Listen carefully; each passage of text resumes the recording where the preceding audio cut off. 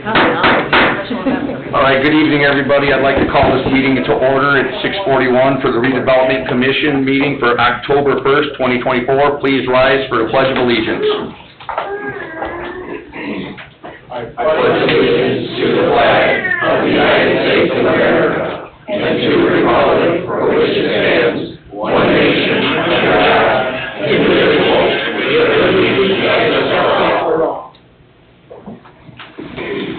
Thank you. Can I get a roll call, please? Mr. Carnahan? Here. Mr. Recupero? Here. Mr. Parker is absent. Ms. Dixon? Here. Mr. Rivera? Here. Mr. Becker? Here. Mr. Teal? Here. Ms. Haskell? Here. Mr. Vazar? Here. Ms. Sandberg? Here. Mr. Bungie? Present. Mr. Austin? Present. Ms. Heiduk is present. Thank you. All right, consent agenda, item 1, approval of September 3rd, 2024 meeting minutes. I make a motion to approve September 3rd, 2024 meeting minutes. I'll second. All right, we have a motion to approve by Mary Jo Dixon and a second by Mr. Recupero. Can I get a roll call? Mr. Carnahan? Yes. Mr. Recupero? Yes. Ms. Dixon? Yes. Mr. Rivera? Yes. Mr. Becker? Yes. Mr. Teal? Yes, motion carries 6-0. Moving on to new business, nominate Explore Everyday Community Recognition Quarter 4 recipient to be awarded in December. The reason it's going to be awarded, we're doing this now instead of next month, is because we will not have a council or redevelopment meeting due to the election. Julie suggested Ileana Eye Care last meeting. Yep. I'll put that in a formal motion. I would like to nominate Ileana Eye Care. I'll second it. All right, we have a motion by Ms. Rivera, second by Mr. Becker to nominate Ileana Eye Care. Can I get a roll call? Mr. Carnahan? Yes. Mr. Recupero? Yes. Ms. Dixon? Yes. Mr. Rivera? Yes. Mr. Becker? Yes. Mr. Teal? Yes, motion carries 6-0. Moving on to school board liaison comments. We'll start with Ms. Haskell. All right. School is going very well. Our band, marching band, they've kind of completed their competition. They've done very well. They brought home multiple gold medals along with achievement in percussion, visual, and music. The Indianapolis Colts funded many schools you can apply for. We got flag football for the girls. And they did have a game against Ileana High School, and they won. So that was actually really nice, and I believe the Indianapolis Colts is going to fund it again for another year. They're trying to get it in as a sport for the girls, which is neat. Our small business operations class at the high school, they collected donations for our alumni, Corporal Brandon Schreiber, in the amount of $1,290, and they took it down today, and they got to see his picture up in the courthouse, and they got to give the donations to his wife and other things. That teacher's doing really neat things. Our German teacher at the high school, kids are really loving her. She does a lot of like hands-on fun things for the kids to learn, colors and all that stuff, because German is a new thing at the high school this year. Retake Picture Days for the high school is October 21st. Middle school, October 28th. Red Cedars is November 12th. Jane Ball Elementary is November 12th. And Lincoln Elementary is November 19th. All right, thank you. Mr. Vassar?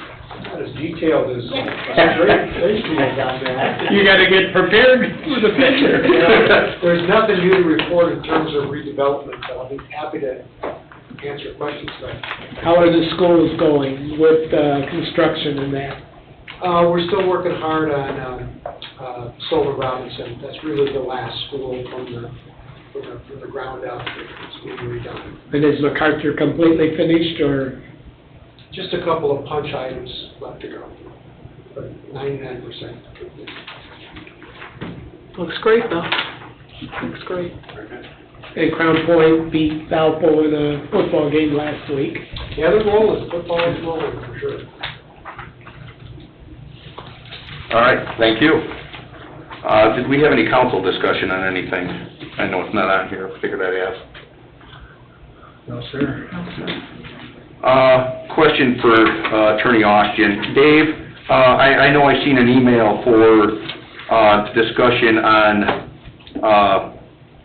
TIF district down 41, not residential, but business. Is that going to be a point where we're going to want to see this on an agenda for RDC or more at a council level?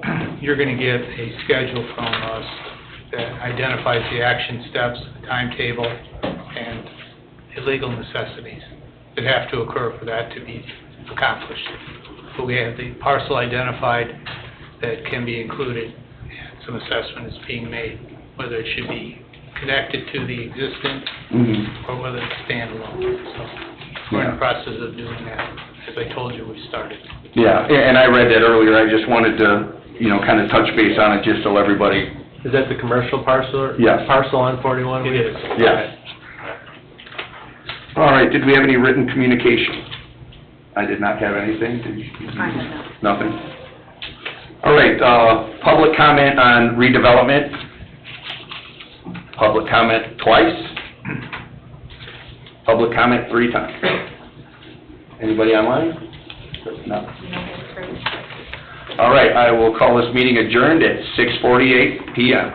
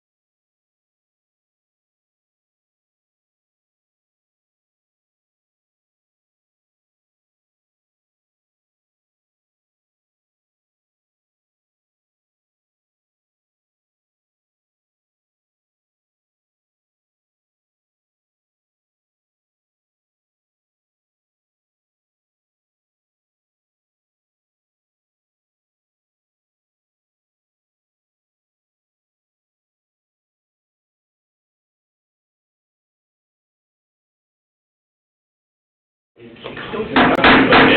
evening, ladies and gentlemen. Welcome to the Town of Cedar Lake public meeting for October 1st, 2024. You all please rise for the Pledge of Allegiance, followed by an opening prayer. Pledge allegiance to the flag of the United States of America and to the republic for which it stands, one nation, under God, indivisible, with liberty and justice for all. Good evening, everyone. My name is Patrick Fischel. I'm one of the pastors at Grace Church PCA, which meets at Ileana Christian High School. Let's go to the Lord now in prayer. Most gracious Heavenly Father, your word reminds us in 1 Timothy chapter 2 that we are to pray and give thanksgiving for all people, especially those who serve in government and in positions of authority. And so we pray right now for these men and women that you have put in authority over the town of Cedar Lake. Thank you for their hearts to serve this community. Thank you for their desires to work together for the good of the residents of Cedar Lake. I pray that you would bless them in their efforts this evening. Please give them wisdom from above. Please give them wisdom to know how to best steward the resources of this town. And please give them humility as they work together this evening. Lord, we pray also for the first responders in the room and those who are serving this community. Lord, please protect them. Please use them to bring safety and peace to our community. Lord, we pray also for the residents of this town, for those who are poor, that you would provide for their needs. We pray for those who are sick, that you would bring them healing. For those who are suffering, that you would bring them wholeness.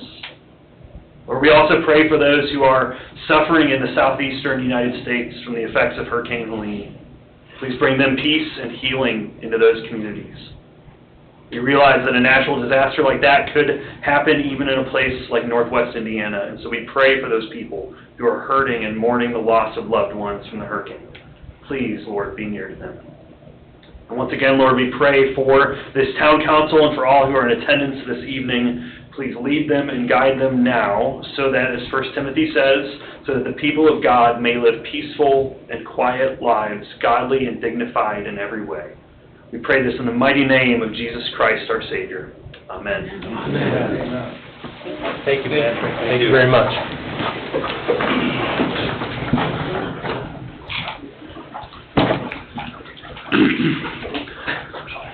This meeting is called to order at 7:08 p.m. Roll call, please. Robert Carnahan? Here. Julie Rivera? Here. Chuck Becker? Here. Mary Joan Dixon? Here. Richard Field? Here. Greg Parker is absent. Nick Recupido? Here. I am present. Jeff Bungie? Present. David Austin? Present. Thank you, ma'am. First up, we have a presentation by V&S Engineering, East Side Sidewalk Project. Good evening, Tim. Good evening. For those in attendance who don't know, I'm Tim Hollingsworth with VS Engineering. VS was hired by the town to design sidewalks from Klein Ave down to Constitution. So from the past conversations, I'm not going to rehash everything out. So tonight I want to go over kind of where we left off at the last meeting, some direction we've received from them, as well as the updated phase diagrams and what next steps need to look like to move forward with this project. So, the goal of this is going to be that all of you will be able to leave here feeling comfortable and well informed about this, in the hopes that by next meeting you'll be able to make a decision and we can move forward to the next phase. So to recap where we left off, the biggest issue that lied ahead of us was the right-of-way. Not only the time to do it, but the amount that was needed for this project. So we looked into different options into moving forward. One, all the way to canceling the project, to delaying it so we have time to do this, and to minimizing areas as well as phasing it, which is the way that we investigated more into per the direction of the town manager. So working with him as well as the engineer, they gave us additional direction, which provided a heavier emphasis on reducing the right-of-way impact. So in doing so, we originally had a 8-foot wide sidewalk that we were proposed. That direction was given to us by the previous administration. We are able to reduce that just due to NDOT standards. So there's a few options that we could do. We could go all the way down to a 5-foot wide sidewalk, but that requires a 4-foot, it requires a buffer space between the roadway. So doing that would still require some right-of-way. Another option that does not require as much right-of-way would be reducing it down to 6 feet, but having it on the back side of the curb and gutter. So that is one of NDOT standards, is if you go down to 6 feet and put it along the roadway, not only does it need to be 6 feet, but it needs to be back side of curb and gutter. On the back, the very last page, there's exhibits of different locations in northwest Indiana that have locations of sidewalks like that. There's even one here in Cedar Lake. So that is the way we kind of were going forward, because that has such the minimalist right-of-way impact.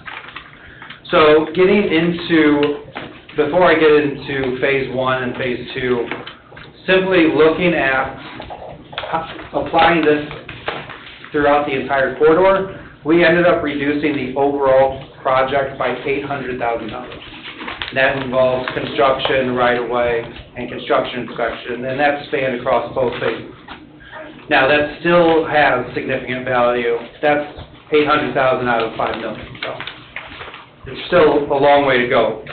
Now, looking at only phase 1 being from Klein Ave to Hilltop, we were still looking at impacting the right-of-way 1 to 2 feet, even by going 6 feet outside of a curb and gutter. So we looked at different alternatives, and we really hit the drawing board a lot. And what we ended up finding out is through that section, you have a 12-foot wide road. State minimum is to be, for that road classification, is for it to be 11 feet. So if we reduce both lanes by 11 feet, that gives us an extra 2 feet of roadway, or 2 feet of right-of-way that we could put the sidewalk and not have any right-of-way impacts from Klein to Hilltop on the north side of the street. Now, that is the only section through this that reduces the right-of-way to 0. For phase 2, we'll talk about that later on, and on the south side, same thing. So we investigated that further into doing that. Now, doing that would involve having to re-mill and overlay that roadway, because your crown of the road would be on one side more than the other, and for the safety of the traffic, it would need to be in the middle of the roadway. So in our estimate for phase 1, we included milling and overlaying that road to adjust the crown accordingly. And even with doing that, we were, well, before I get to the price, there's other issues that were involved with that. So putting a curb and gutter means that the stormwater that was running off now needs to be captured and moved. So we would have to include additional storm structures as well, which that also is included in this estimate. Another benefit of doing this is all those utility poles along the north side fall outside of the sidewalk. So now we've reduced any overhead utility issue with this on phase 1. And we investigated, we know the boat launch is right there. We investigated the widths of boat ramps, or boat trailers, and it is still a feasible thing. That's a very common road width through those corridors.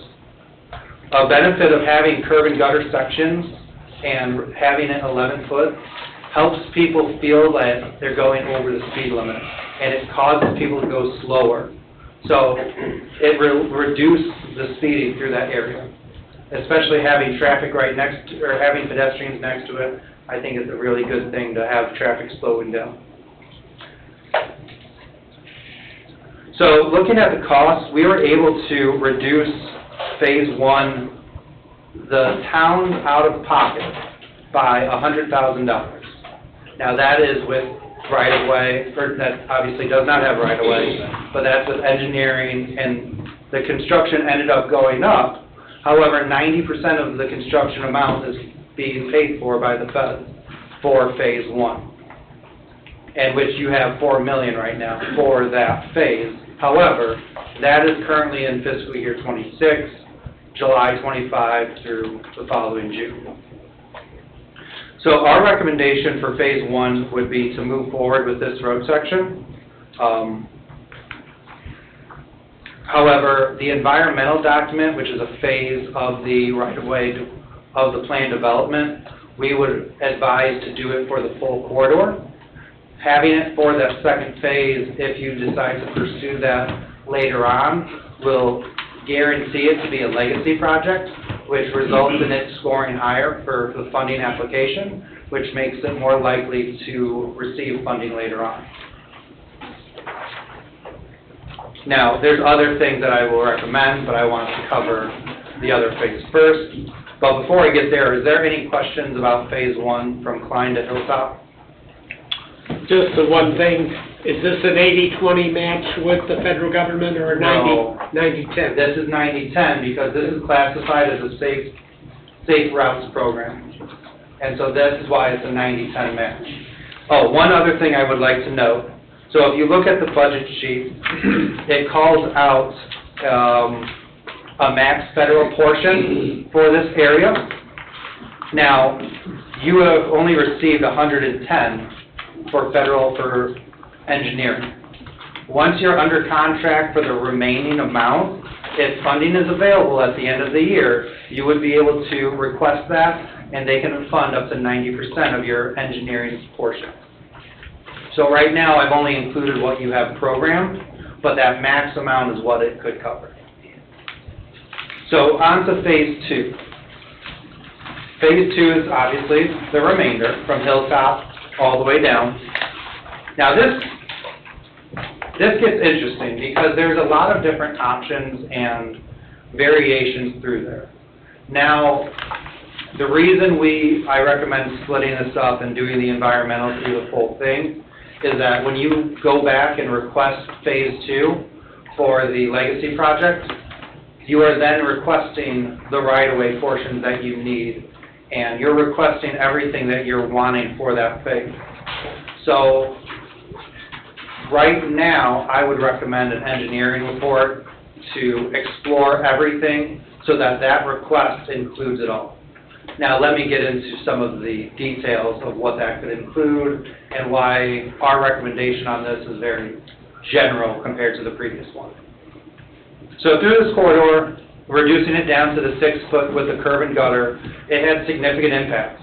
We reduced a lot of the retaining wall, as well as reducing a lot of the parking lot impacts over by Dragon Bob's as well as by Dollar General corridor. So doing that was great. We also were able to provide connectivity to the park since it was right across the street. This would be an added crossing that was not originally accounted for, but we felt it was necessary, so we included it in those numbers at the end. Now, getting to what I call the business corridor, that's by Rosati's, Dollar General, Dairy Bell, Sandbar, etc. This has terrible access control, where people can enter and exit uncontrollably onto Lakeshore Drive at dangerous locations that could pose accidents. Myself, I was almost in a near hit and miss, but luckily I avoided it. However, it's just people enter it from all different directions and angles and park however they want. One thing we would recommend that we include in this phase is a different sort of access control, providing to in and outs and connecting the sidewalk through there, as well as having a crossing to get across to Dairy Bell and those restaurants.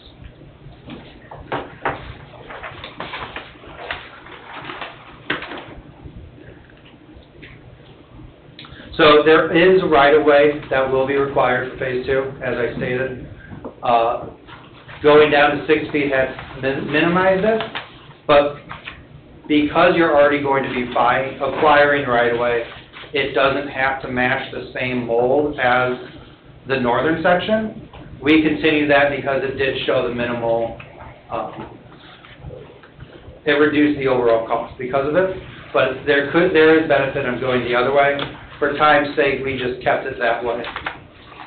So, getting into the recommendation for phase two, we would recommend doing an engineer's report for phase two, which would explore different options that the council sees a point of interest, so that all of it's vetted, and when you put the application together for phase two, you're requesting exactly what you want, and there isn't change orders later on, change of scope because a different ideas come up. It will really help solidify and make it solid moving forward with that plan. So on that, on the add-on sheet, we did look at what reducing that right-of-way and the sidewalk width does on the opposite side of the roadway. So we broke that out into two phases. Phase 3A is for Phase 1, and Phase 3B is for Phase 2.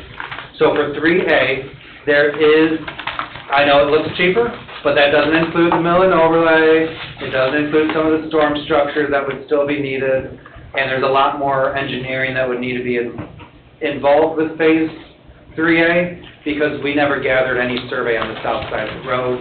And so it's feasible. I wanted you to get an appearance of what that would look like. Now, for 3B, this one gets a little dicier.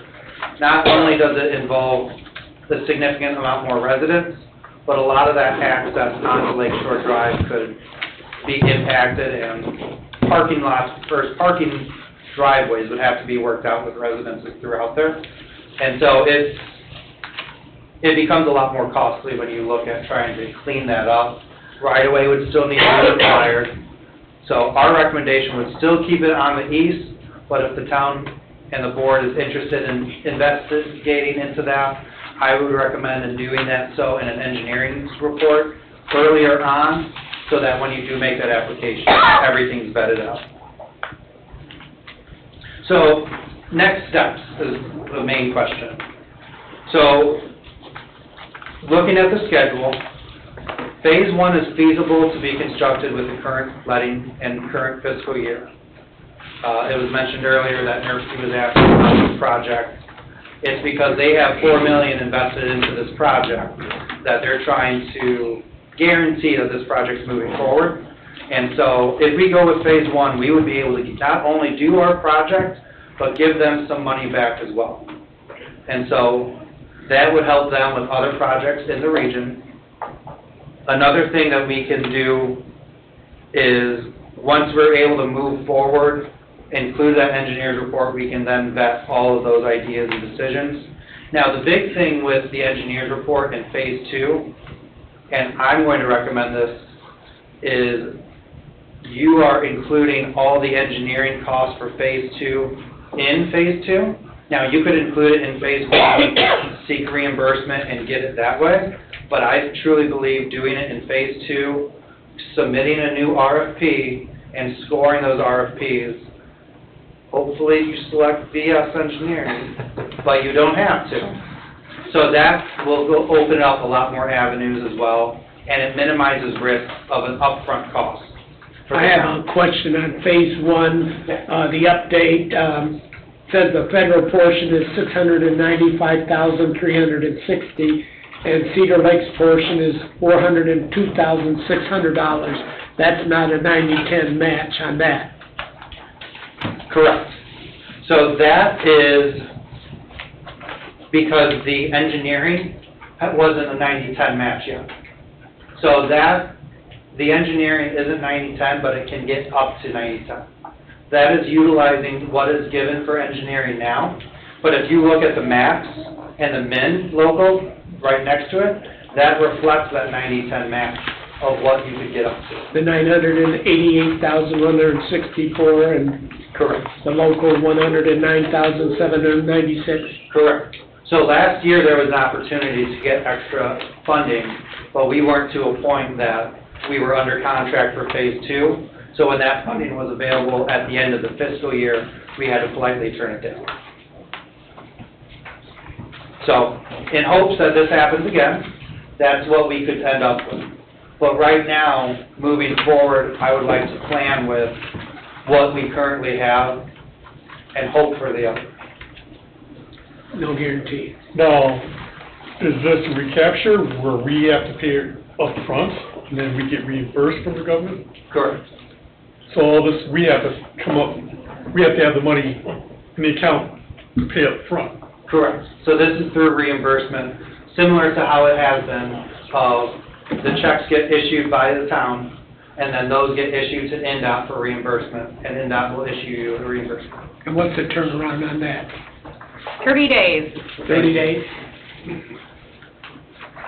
Are you joking? It took 30 days to get the first request reimbursed. It'd be like years. It seemed quick. That's what I was thinking. I thought it was a net 30. Okay, well, I suppose for current work you're doing right now, sure, that's a quick turnaround, because you don't have very many obligations coming out of TIP currently. But if that changes, and we're under phase 2, and we're writing much bigger checks than we do for engineering, Yeah. Okay. 30 days can get carried. So the big part of this, though, is looking at when construction would happen. So construction for phase 1, if we move forward with it within the next foreseeable future, construction for this would be the summer of 2026, going through the normal NDOT process. Now, phase 2, now this date will seem very far off, but it's a lot of milestones are required to get to this point. Phase 2 construction wouldn't be until summer of 2029.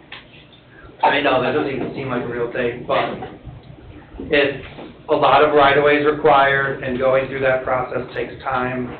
And so it's, any delays now could delay that even further. So, to recap, our recommendation is to move forward with phase 1 and include the environmental for the entire corridor, so that if there is an eager to move forward with phase 2, it's already considered a legacy project, which will result in scoring higher, and your chances of getting that is a lot higher. We would also recommend an engineer's report to vet out any ideas or different ways to improve the quote-unquote business corridor area. So please feel free to take the material left behind, and if there's any discussion, I will be here. All right, first off, I want to let the public know, we will open this up to public comment here in a second, once we have a little discussion. I guess funding, we have to talk about funding, so as Mr. Becker has mentioned, this money's got to be provided up front. Ms. Sandberg, I'm going to assume this was all in a sustainability plan of some sort, like there were plans for this money to be allocated for this project? Yes, the sustainability plan, I believe it was under TIF. I'm trying to, if phase 2 pushes to 2029. Might be outside that 5-year window, or?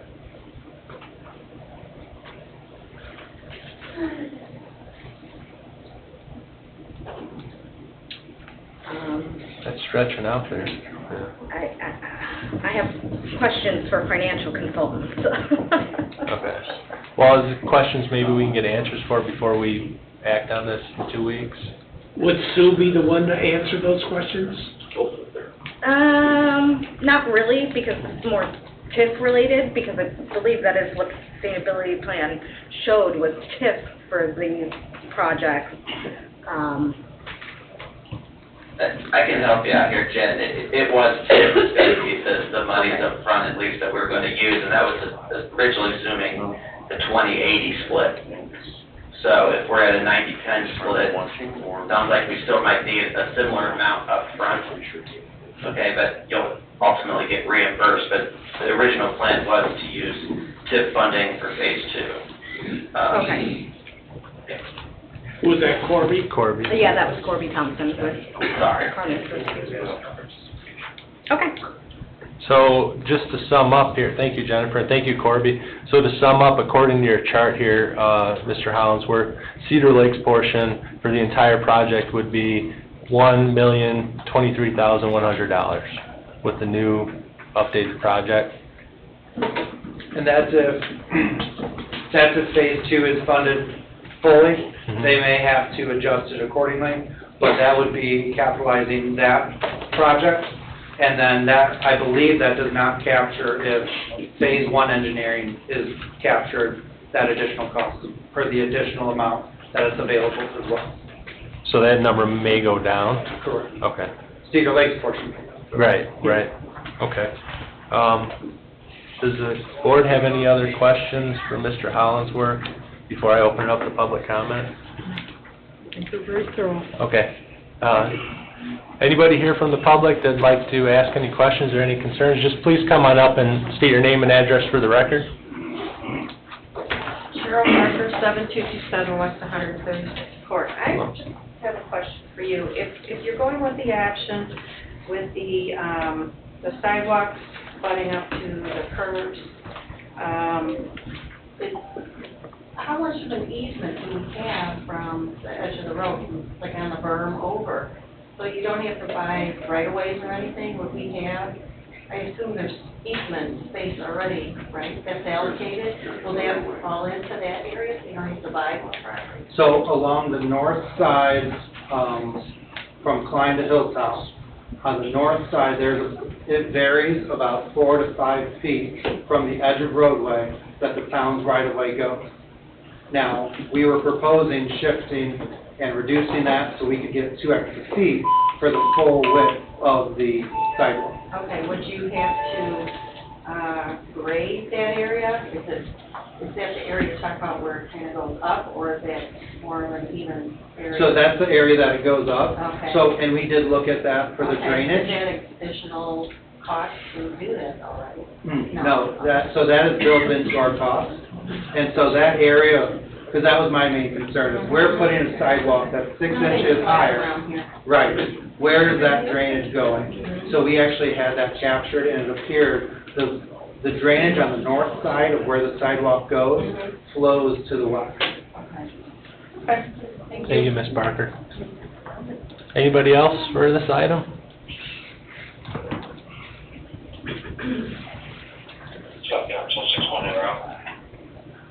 Terry Broaders, 145-13 Morse. A couple questions on the public safety side. Realizing that you're going to move the sidewalk directly to the back side of the curb, and I did hear you correctly in saying that if you did that, it would be 6 foot wide. The question I have is, being that sidewalk is going to attract a lot of walk traffic, and of course during the summer we have a lot of drive traffic through that corridor, would there be a type of decorative barrier, protective barrier, or anything between, in a sense that one wrong step, you're in the street? And then secondly, between the curb and the lane, how much footage would be? So the gutter from the curb to the lane is 2 feet wide. So in other words, if somebody steps off the curb, they're literally in traffic. So I would think that if we are going to make that choice, even if it's decorative, something to have some type of barrier for our young ones, one wrong move, you're in the middle of traffic. Thank you. Thank you, Terry. Anyone else here for public comment on the sidewalk project? Yep. Hello. Sarah Gores, 13546 Beach Place. If we don't do this project and allocate the money to other things that are on the pipeline, what is the risk to the town? Well, I think you guys, either Jennifer and or Tim, can explain maybe I'll call it a financial risk if it is, but we had a reimbursement for engineering, right? So currently, right now, yes, we have signed contract for up to $110,000 that we are receiving in reimbursement. So if we were not to move forward with the project, we'd have to turn around and pay that. Any money reimbursed to us, we'd have to turn around and give back to the federal government. So at this stage, $110,000. All right, and that money has to be allocated to this project, or we lose it, it can't be repurposed for anything else? So we paid the engineering bills, and then what happens is I put an application in with NDOT to get those monies reimbursed. We've already received one reimbursement. I'm waiting on the second reimbursement, and that's just on preliminary engineering. So if we weren't to move forward with construction, they'd turn around and say, no, give us our money back. And we'd have to give them the 110, or whatever we'd been reimbursed to that point back. Yeah, we spent, as Ms. Sandberg said, north of $100,000 the town has on engineering so far. And we got a reimbursement, we just have to give that money back. It could be considered wasted money, I guess, I don't know. I mean, it depends how you look at it. Okay, thank you. All right, thank you. All right, All right. one more. So I have one concern with the narrowness of the road. is when Hey, we are... Mr. Meyer, just give us your name and address. We know you, but... Sean Meyer, Yeah. Cedar Lake FOP, I live in Robbinsdale, 62340 West 136th Avenue. Thank you. So my main concern here is narrowing the road. When we are responding to emergencies in that area already, it can be very tight. A lot of times cars don't know where to pull over, when to pull over, how to pull over, which side of the road to pull over on. And now we're going to have 2 feet left to navigate, plus curves now, or just having to go into off to the side of the road. So that would be a concern, would be us, getting from one side of the town to the other. We only have 2 avenues really, so. Yeah. Are any portions of that roadway as narrow as what's being proposed here? Or is this creating kind of a bottleneck? This would be, there isn't any in the roadway. Okay. Okay, it's something we can take a look at maybe in the next couple of weeks before we take action on this. Yep, thank you, Sean. All right, last call for public comment for the sidewalk project.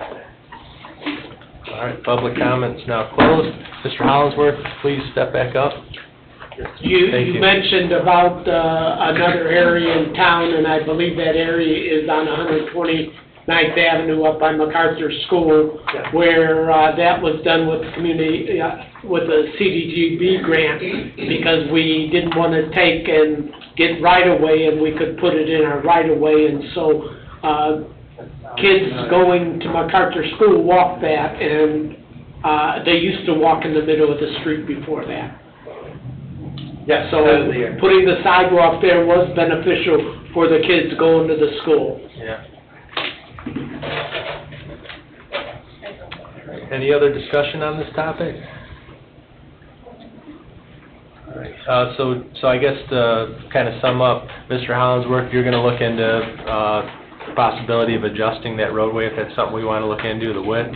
And then Ms. Sandberg, you have questions for, like... Yeah, but if you guys aren't taking action tonight, that gives me plenty of time to square up any questions I have. Okay. All right. Thank you, sir. Thank you very much. Thank you. Thank you, you too. And thanks for the...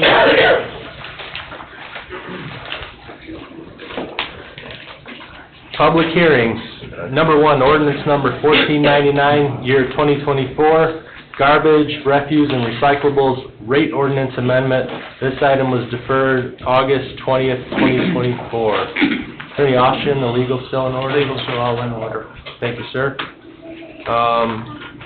So opening remarks, this is something that we've obviously been talking about here for a while now. Unfortunately, the 7th-year option that I was trying to pursue through Republic Waste, I haven't got an answer on that yet. So time has been ticking by, and really, and what this is it's a rate increase that we're proposing over, somebody give me the years, is it the next 3 years? That includes current year. Includes current? Yes, because the rate with Republic actually went up June 1st. So what we had proposed was for the remainder of the period, which is through May 31st, 2025. And then we also proposed for June 1, 2025 through May 31st, 2026, and June 1, 2026 through May 31st, 2027, which takes us through the end of the current contract with Republic Services. Okay. And those amounts for that first period is $21.36. Second year is $22.21. And the third year is $23.10. Yes, Mr. Carnahan, that is correct. So basically what our goal here is we're currently running a deficit on the trash account, garbage and recycling. We're charging less than what we're paying for it, and this is basically just to make us whole again. So we've been doing this since June. Since June, yeah. And so currently the rate, as most people know, is $20 a month for residential. Yes, but currently we are paying Republic $20.75. Yeah. All right. Are we ready to read this ordinance by title only, Mr. Teal? Yes. Please. Town of Cedar Lake, Lake County, Indiana, ordinance number 1499, an ordinance amending town ordinance number 1386, being an ordinance amending town ordinance number 1057, being an ordinance amending town ordinance number 1047, being an ordinance amending the fees to be charged for refuse and recyclables in the town of Cedar Lake, and repealing all ordinances and town code sections or parts thereof in conflict herewith, repealing all ordinances and town code sections or parts thereof in conflict herewith. All matters related hereto, repealing all ordinances and town code sections or parts thereof in conflict herewith, and all matters related hereto. Thank you, sir. We've had the first reading. We will open up the floor to remonstrance. Anybody here from the public that would like to speak on this item? Possible rate increase? Second call? Last call? Ms. Ambry, do you have anybody online? No hands are... Attorney Austin, should I close public comment? You should. Public portion, okay. You should. All right, public portion's now closed. Town council discussion. Mr. President? Yes, sir. I'm sorry, Bob, go ahead. I don't like increasing rates. I know I've got to pay it out of my own pocket too. Yeah. We can't run a deficit though very Yeah. long Yeah. before we run out of cash in the reserves. Yeah. So we could do this we could do this year, revisit it again next year, revisit it again in 2027, or we take it all in one bite so that the public knows what they're going to be paying for the next 3 years. Which myself as a ratepayer, I appreciate knowing at least what I have to pay on that. Yeah, I agree. There was some discussion in the language in this ordinance in regards to section 1. I think if we make a motion, we'll have to... Yeah, I'm ready for that, whatever. Sure, Mr. Teal, please. I'd like to make a motion to approve ordinance number 1499, that we go with rate A for the remainder up to the date of, I'll get to it real quick, 5/31/25. May 31st of 2027, in that section 1 of the ordinance would be changed to reflect the rate A schedule, and with the increased rates, also to remove the worksheet from the ordinance, since it has B and C in there as well. And would that be for the 2136 and the 2221 and the 2310? That is the rate A, Okay. yes. I just wanted that clarified. Yes, and that would have to be changed in the way it's currently stated in section 1 to reflect that.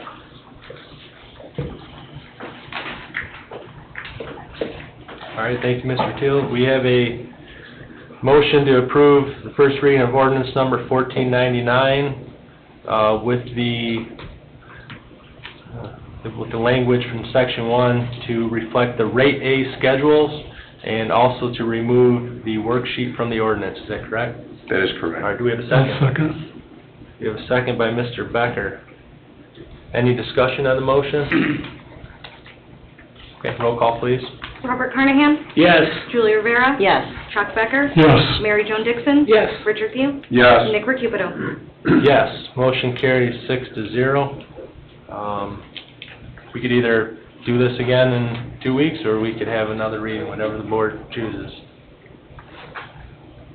Would it hurt to do it in 2 weeks? I don't think Jen? it does. I mean, you've gone this long Yeah, already. yeah, we can give the public some more time for input, you know? Okay. We all good with that, Ms. Amber? Okay. It'll be on your next agenda. All right. Thank you. Number 2, ordinance number 1501, year 2025 budget. This would be the first reading. Go ahead. I was just gonna say, the Form 3 was noticed timely. Form 3?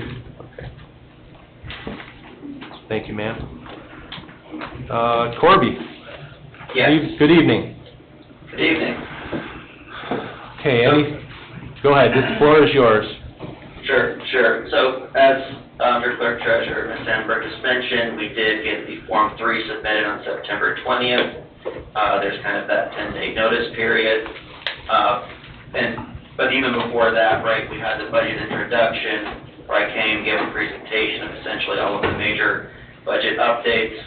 I believe the Form 1s have even been posted to the website, just to give you some more transparency to the public. But as far as moving forward, right, we did notice a GO bond that was discussed at the budget introduction meeting. Now, we've had further discussion on Corby, I apologize, I skipped a step. Attorney Austin, the legal's in order? To the best of my knowledge, yes, and I think your clerk can verify. That's what the form's doing. Oh, We don't- you're all good with that? Okay. Yeah, the LGF, we don't have to notice in the newspapers, we just have to make sure that we upload the Form 3 in Gateway Okay. 10 days prior. All right, I apologize. Go on, Corby, I'm sorry. No worries, no worries. So we did have a discussion on a potential GO bond during the budget introduction. We did get a notice, or the notice that went out did have a property tax levy and the related appropriations for the debt service on such a bond. And what I'll say is first is luckily the assessed value for the town has increased, and that's probably a combination of some growth as well as some higher assessments for the existing homes. And what that's done is allowed the town to issue a potential GO bond without increasing the tax rate.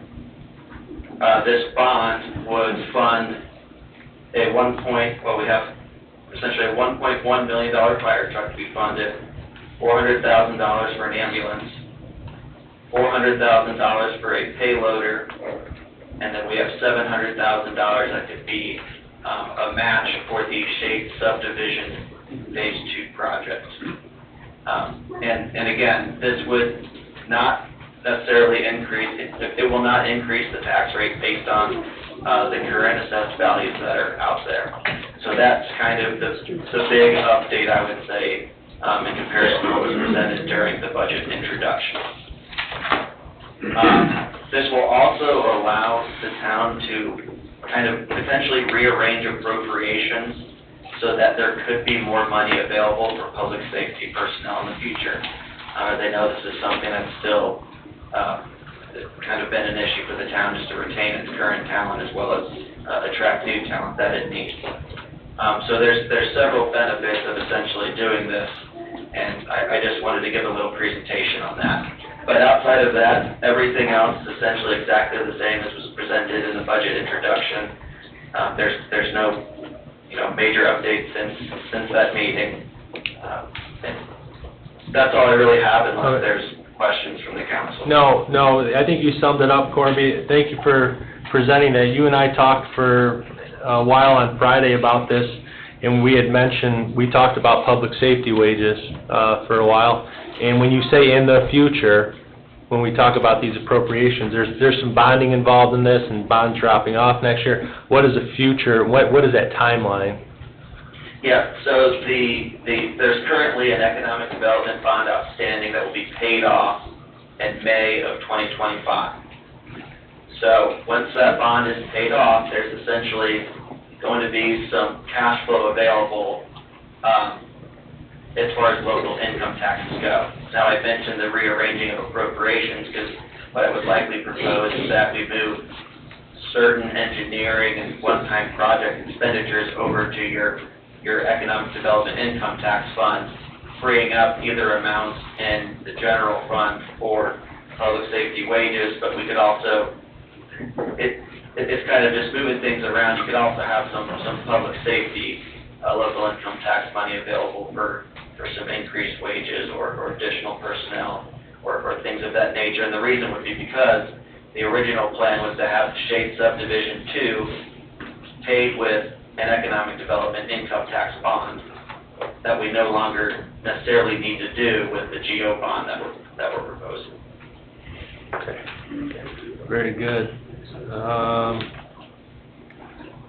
And to even go further, there would be an opportunity, and I would strongly suggest we at least get to the end of the year before we explore any, additional public safety wages or personnel there, just to see kind of how your cash balances and cash flows work out. But even beginning in 25, before we get to the 26 budget, we can kind of review how 24 ended up and see if there's any opportunity to amend the current budget so that we can provide for, those increased needs in public safety. So we could start this work as early as the end of this year, at least getting the wheels in motion on it? Yeah, I would like to see at least year-end financials first, so I'd probably say, around February maybe of next year. We could go ahead and start exploring that. I don't think we would necessarily need to wait until 2026, as long as, cash flows look good, and all that kind of thing, when we look at year-end financials. Okay. Thank you, sir. Sure. I would like just explanation for everybody on the adopted budget total and the adopted tax levy and the adopted tax rate, the three bottom figures, just explanations for everybody. And the amounts listed. You want me to handle that, Jen, or do you want me to? Sure, go ahead, Corby. Okay. Yep, so for the general fund, we have an adopted budget of $8.8 million, just over $8.8 million. And essentially what that is, it's your adopted budget is your appropriations essentially that the town is able to spend. It's an approved appropriation amount. Doesn't necessarily mean the town's going to spend $8.8 million, in particular for the general fund. But it's at least approved by the council and eligible for expenditure in '25. The adopted tax levy would be the levy that goes against the assessed value, right? So for 2025, we're looking at a tax levy for the general fund of just over $5.1 million, which if you compare the levy to the assessed value, gets us a tax rate of, essentially 49.5 cents. There's also several debt service funds. So you've got your debt service fund, you've got bond number 2, lease rental payment, and your redevelopment bond. Those adopted budgets and appropriations are directly out of the amortization schedules for those funds.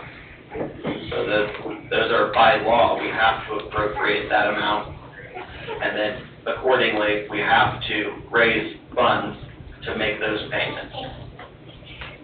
So again, if you get over to the adopted tax rate column, again, it's just a function of taking your estimated assessed, or your tax levy divided by your estimated assessed value, divided by $100. And all those totals for all those categories totals up $13,831,550 for adopted budget.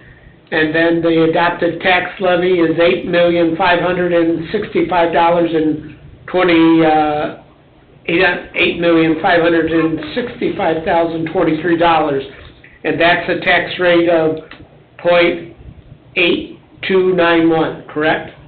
That's correct, and I'll make one more comment on that as well. We're going to, essentially, we reduce your assessed value when we're looking at this worksheet by 2%. So when I make these calculations, I'm estimating the assessed value at a level of 98% and compared to what's actually been presented in Gateway. And the reason for that is there could be reductions in the AV through appeals and that kind of thing. Now, if we're at 100% of the assessed value that's currently presented, and historically that is where the town has ended up at, kind of essentially what's presented in Gateway, you would be at 81, you'd be at, again, right back to where you were for your 2024 tax rate, just over 81-cent tax rate. Now here we've got essentially just below an 83-cent tax rate, but assuming there aren't a lot of appeals, assuming we do get 100% of the assessed value that's currently presented, when we get to 1782 notice, that's when we'll see, and the 1782 notice is essentially what the town gets after the DLGF has reviewed the budget, because again, there's another process, even after you adopt the budget here in a couple weeks, that the DLGF has to review it and approve it. But once we get that schedule, that's where you'll see, the 81.5-cent tax rate. And then at the bottom of the page, this isn't reviewed by the Department of Local Government Financing of $1,056,000. That's right. The DLGF only reviews certain the upper funds. portion. That's right. So The main funds that I would put focus on there would be your economic development income tax fund, your seeded fund, and then the local public safety fund. So even though those aren't reviewed by the DLGF, I give those, scrutiny as if they were being reviewed by the DLGF, because those are major, you get, some major revenue streams there, as well as pretty significant appropriations and expenditures come out of those funds. So just want to make that comment there. All right, thank you, Corby. Any other questions for Corby? All right. Mr. Peel, would you like to read this ordinance by title only, please? Yes, sir.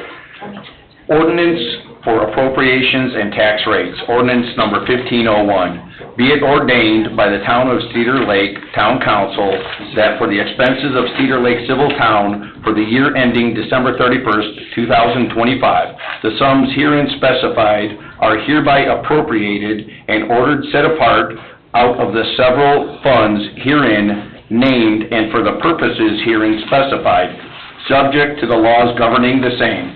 Such sums herein appropriated shall be held to include all expenditures authorized to be made during the year unless otherwise expressly stipulated and provided for by law. In addition, for the purposes of raising revenue to meet the necessary expenses of Cedar Lake Civil Town, the property tax levies and property tax rates as herein specified are included herein. Budget Form 4B for Lake Civil Town. The property tax levies and property tax rates as herein specified are included herein. Budget Form 4B for all funds must be completed and submitted in the manner prescribed by the Department of Local Government Finance. This ordinance shall be in full force and effect from and after this passage and approved by the Town of Cedar Lake Town Council. Thank you, sir. Small writing. We got to change writing on this. We can't zoom in. Better glasses. It's a little small. Forms, I can't change them, I have to use them. Yeah. All right, we will open the floor to remonstrance for ordinance number 1501, year 2025 budget. Anybody here like to speak? Dean Wilkening, 15011 Euclid Street. Hello. I was up here a couple weeks ago talking about the money we pay Southcom. Okay, it's going up $100,000, so we're almost at $500,000. And if we go to county, we're going to pay $135,000. So I don't see the justification of spending another $375,000, which can go elsewhere as far as police and fire on the street. Have you had any dialogue with Southcom about this? You guys said you were going to have a meeting and look into it. So you may be where I was gone last meeting. I get that. And following the meeting, I think there was supposed to be a meeting scheduled with Southcom. Yes, and that has Town not of Cedar happened. Lake officials, Town of Cedar Lake officials with Southcom. I don't, honestly, I don't know the update on that. Yeah, I have no update on it other than I was told that they were going to schedule something, and that has not happened. Okay. That's unfortunately the only update I have right now. I just got back into town So, on Sunday. it just behooves me that you guys are, you're doing a great job, but you're sitting here looking for money for stuff, and the guy does a great job putting it all together, but here we have a golden egg sitting there staring at us, and we just keep looking right over it. I honestly need to learn more about it, Mr. Wilkening, because you've got a lot more experience with it than I do, I'm sure, with your service. But I'm not sold one way or the other on anything. So I have my own homework to do. I'll make my own determination once I gather facts, just as you would. So if you were paying $500 rent, and you can go somewhere else and get a better house for $100 rent. Well, I don't know if it's I don't believe that. I don't believe that. Yeah, I don't believe this scenario is as simple as that. There's a lot of other stuff that just from what I've looked into, the grass is not always greener. Aren't we under a contract with them too? Correct. Right, it's a yearly contract. Contract's got to end sometime. You can always get out of a contract. You can opt not to renew the contract. For myself, I have to meet with these folks. I hope I'm in the meeting, and I have to meet with these folks and gather Can more we have information. something next meeting, maybe an update? I would hope so, yeah. All right. Yeah, I mean, I think within the 2 weeks, we should be able to schedule something with those folks. Do your homework then? Yes, sir. Look into it? Yes, Yeah, sir. I would say Yeah. part of the Yeah. homework also, did anyone reach out to county and see if they could take on an additional 2 communities? Like, I don't Well, know, they're doing 15 right now. Right. They don't have a problem with it. I think they're shorthanded. Yeah. they, I did talk to the director. Okay. Yeah, we had talked about They've been waiting that. for us to come on board for 8 years, so. it's okay. I just not wanted like to know they do it, because, They can do it. because Cherville cannot exist without a Right. partnership with us, so they would be taking on Cherville and Cedar Lake, Yeah. so, you know. There's other ways around that too. Just to get Okay, that. There's a whole slew of ways that we can do things. So if I can get an update, or we can get an update for the public, I'd be very appreciative. Yep, I got my note written, sir. All right. We're gonna work on it. Thank you. Thank you. Any other remonstrance here for ordinance number 1501, first reading? Ms. Hamburg, anybody online with their hand raised? Hands are raised. All right, last call. All right, public portion, sorry, go ahead. Do I need to restate my name again? Please, Sean. All right, Sean Meyer, Cedar Lake, 6330 West 136th Avenue. First of all, I'd like to say thank you to Nick and Chuck for the time you guys have taken to listen to the FOP in our efforts to increase some of our benefits.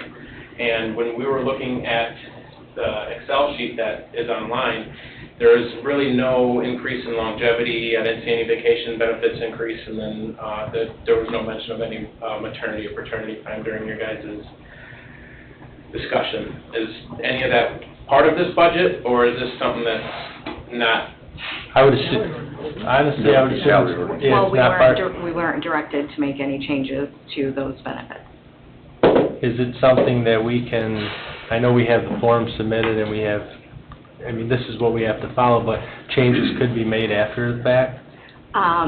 You would have to look at moving things around within appropriations, Mhm. because for what we submitted, you're not going over these dollar amounts in these various funds. You could always go the, as we've done in past years, do additional appropriations in future years, but you have to make sure you have a revenue source for that. And that's pretty much been the sticking point, is we don't have additional revenues coming in to, say, make any significant changes. Okay. And So, if we don't do this budget now, we'll be reverting back to the old budget. Unless you were to, turn around some special meetings within the next week. what do you mean by that? Because we have to follow DLGF Oh, the deadline. budget calendars, Okay. and we already, we originally had hoped to do this first reading last month. We didn't get that happening, so we're pretty much up against the line. We have to have everything adopted before the end of this month and submitted just before the beginning of November in Mhm. order for DLGF to review it. If not, as Bob stated, you revert to the current year budget, that's what they'll give you, which means there would be absolutely no changes made. Okay. So maybe we can look into this next year. Guys, Well- here's the problem. So we have, I think, 2, potentially 3 officers up for retirement. We're adding an officer to the roster.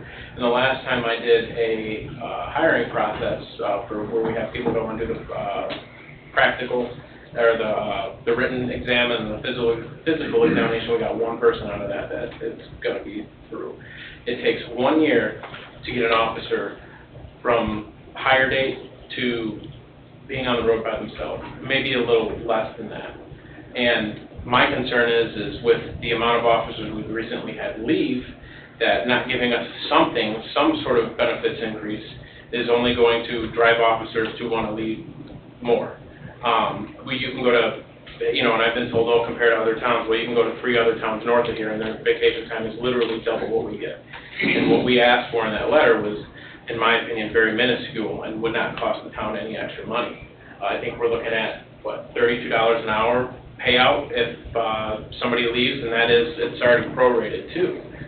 I don't want to, as a resident of this town, I certainly don't want to put all of ourselves at risk, you know, and I don't like to see these officers, the morale is continuously going down with the other things going on too.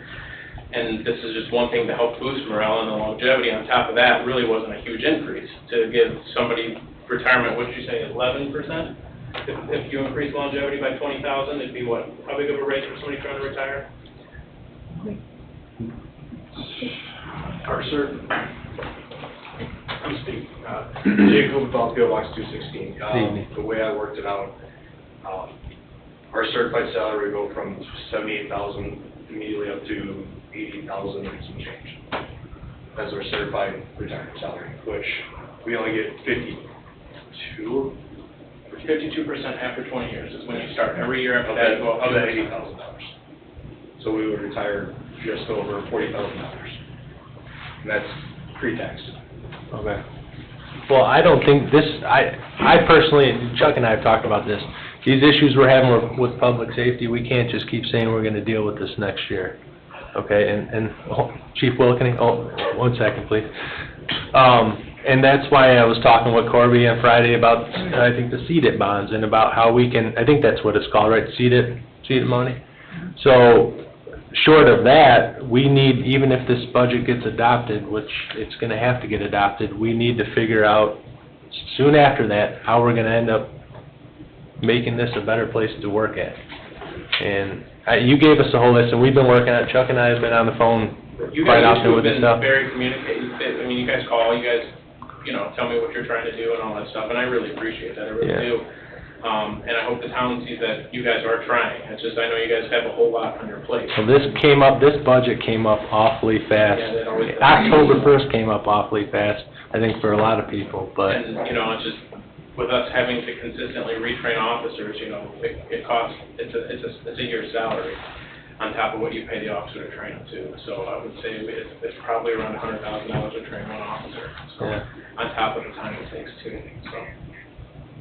Well, I think we're kind of laying it all out there and what to expect here for the next little while, but that doesn't mean we're not going to be working on this again tomorrow. Outside of adopting this budget, what we can do to make the departments more appealing. I appreciate it. I want to thank you all. Thank you. All right, you're welcome. Thank you. Thank you. Chief Wilkening? I just wanted to piggyback on what he said. We did send out options for time off, have discussions about that prior to the budget meetings and hearings. You guys got package after package from the fire department in reference to time offs, salary package. You do recall getting all that? Yes, sir. Okay, I just wanted to make sure. So, it being said that, you know, none of this was turned in, it was, so all those requests were. And to piggyback what the police are saying, it's the same exact thing going on in the fire department, the time off, you know, taking bites out of this thing would definitely help. And some decent increases would definitely help. I mean, but we're losing people left and right. All right. Anyone else? Last call for remonstrance for 1501?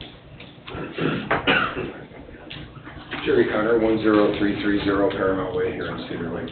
Hello. To follow up with the last couple of people that talked, along with the dispatching costs, couldn't we do a lot with over $300,000, almost $400,000 to help these guys out? To keep people we have that are trained, qualified, and serving the people in this community. As far as the dispatching costs? Well, you're right. If we can save that, we could, and that would be something you would apply. I realize we have a contract, but that does end at some point, correct? I don't disagree with you at all. $300,000 is a lot of money that'll go a long way. But I'm just telling you, I'm just being blunt with you, I don't know enough about, and there's history that is involved with this dispatching. I need to make my own mind up here, but I don't disagree with you at all. That would go a long way. But I have to do my own homework personally as my own man on that. That's obviously a concern. Yeah. I mean, as a resident of the town, I mean, we're short-staffed for public safety. Mm-hmm. And I realize a lot of the decisions that we're looking at now have been made by past councils, but you guys got the ball now. Yeah. Let's fix it. You know, let's know that when somebody calls, we're gonna have people here. Mm-hmm. And we got a new station, we're still trying to figure out how we're gonna man it, correct? Yes, sir. I mean, that's, you know, Yeah. that's a problem. Yeah. That's a problem. People are gonna look at that station and wonder, why aren't there people in there? I'm gonna wonder it myself too as a resident. I know the fire department just lost a captain for the same reasons that we're talking about. Yeah. Salaries, benefits, everything else. He lives in Cedar Lake. I don't know him, but I'm sure that he would love to be here to serve his community. Well, And it's something, it's a serious matter, and it's gotta improve.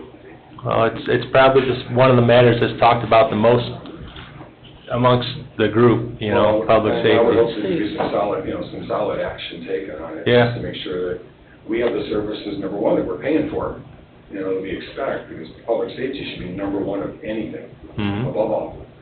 So I Yeah. appreciate it, you know, looking into it and stuff, but, you know, we've lost, I don't know, half a dozen people or more in the last few months with the fire department alone, going for better options. Yeah. Well, I've got some homework myself to do, and Okay. this whole board does. Thank you, sir. Thank you. Yep. If I can make one comment? Yep. Council President. When you guys are talking about having a meeting with South County, have a meeting with county as well. Okay? You guys are only hearing one side of what could be a possibility for our community. So the director of the county is a nice guy. He'll sit down and talk to you and tell you what the options are.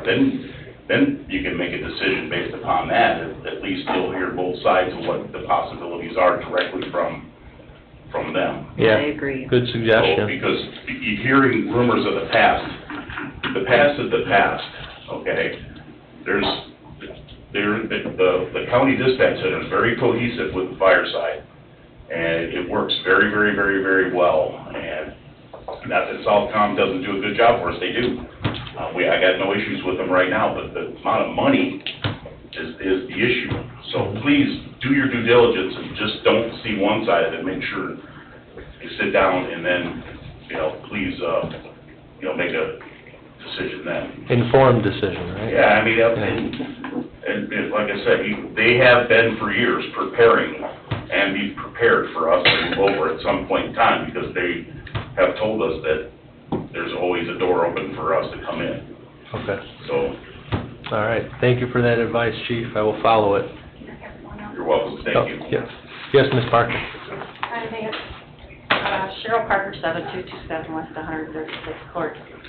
Why, if both groups provide the same services, why is one $300,000 more than another? Do we know?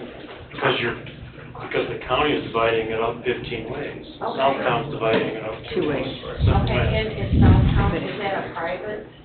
Southcom is its own entity With Cherville. with Cherville, with Cedar Lake and Cherville But Police it's a and private Fire. entity, it's not municipal. It's municipally operated, yes. By the town of Cherville. Okay.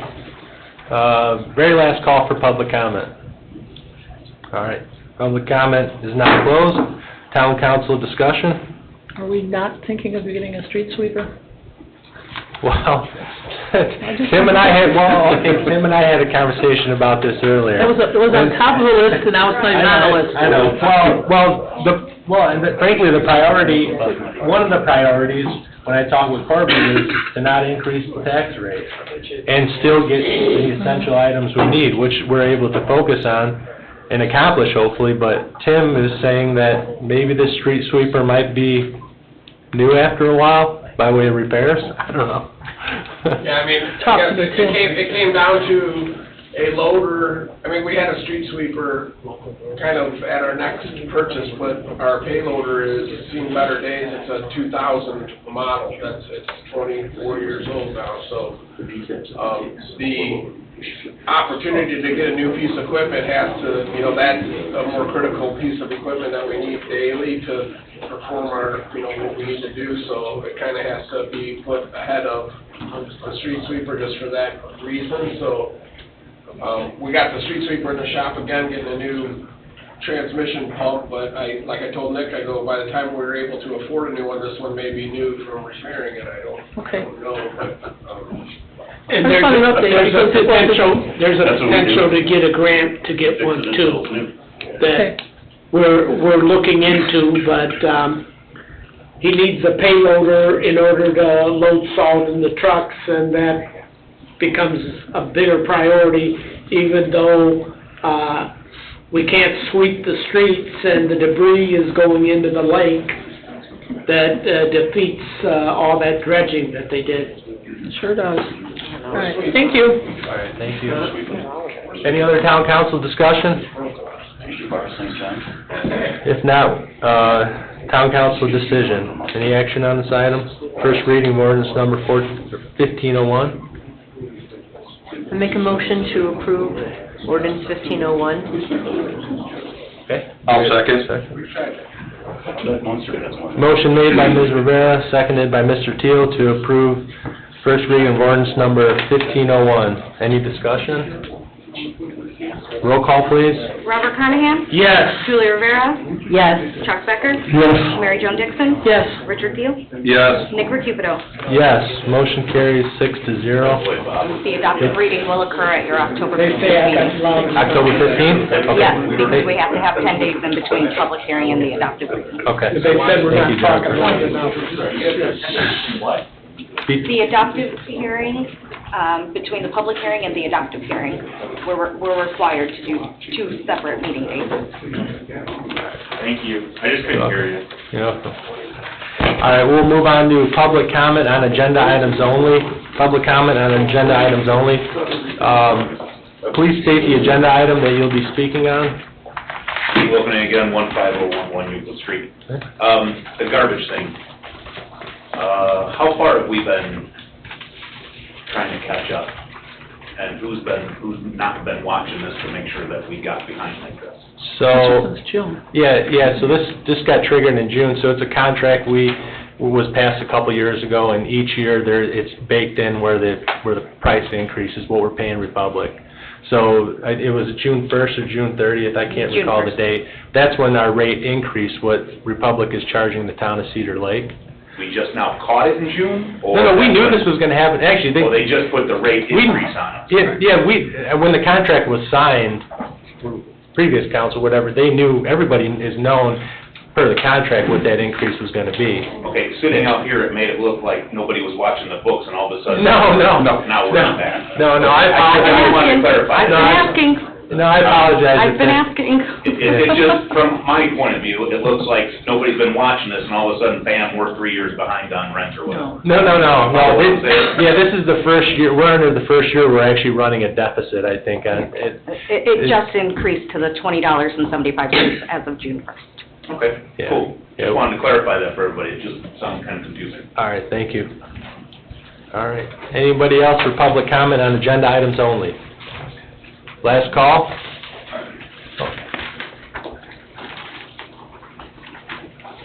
Good evening. My Hello. name's Doug Robbins, 1530 North Indiana Street in Griffith, but I own property on Sunnyside Place.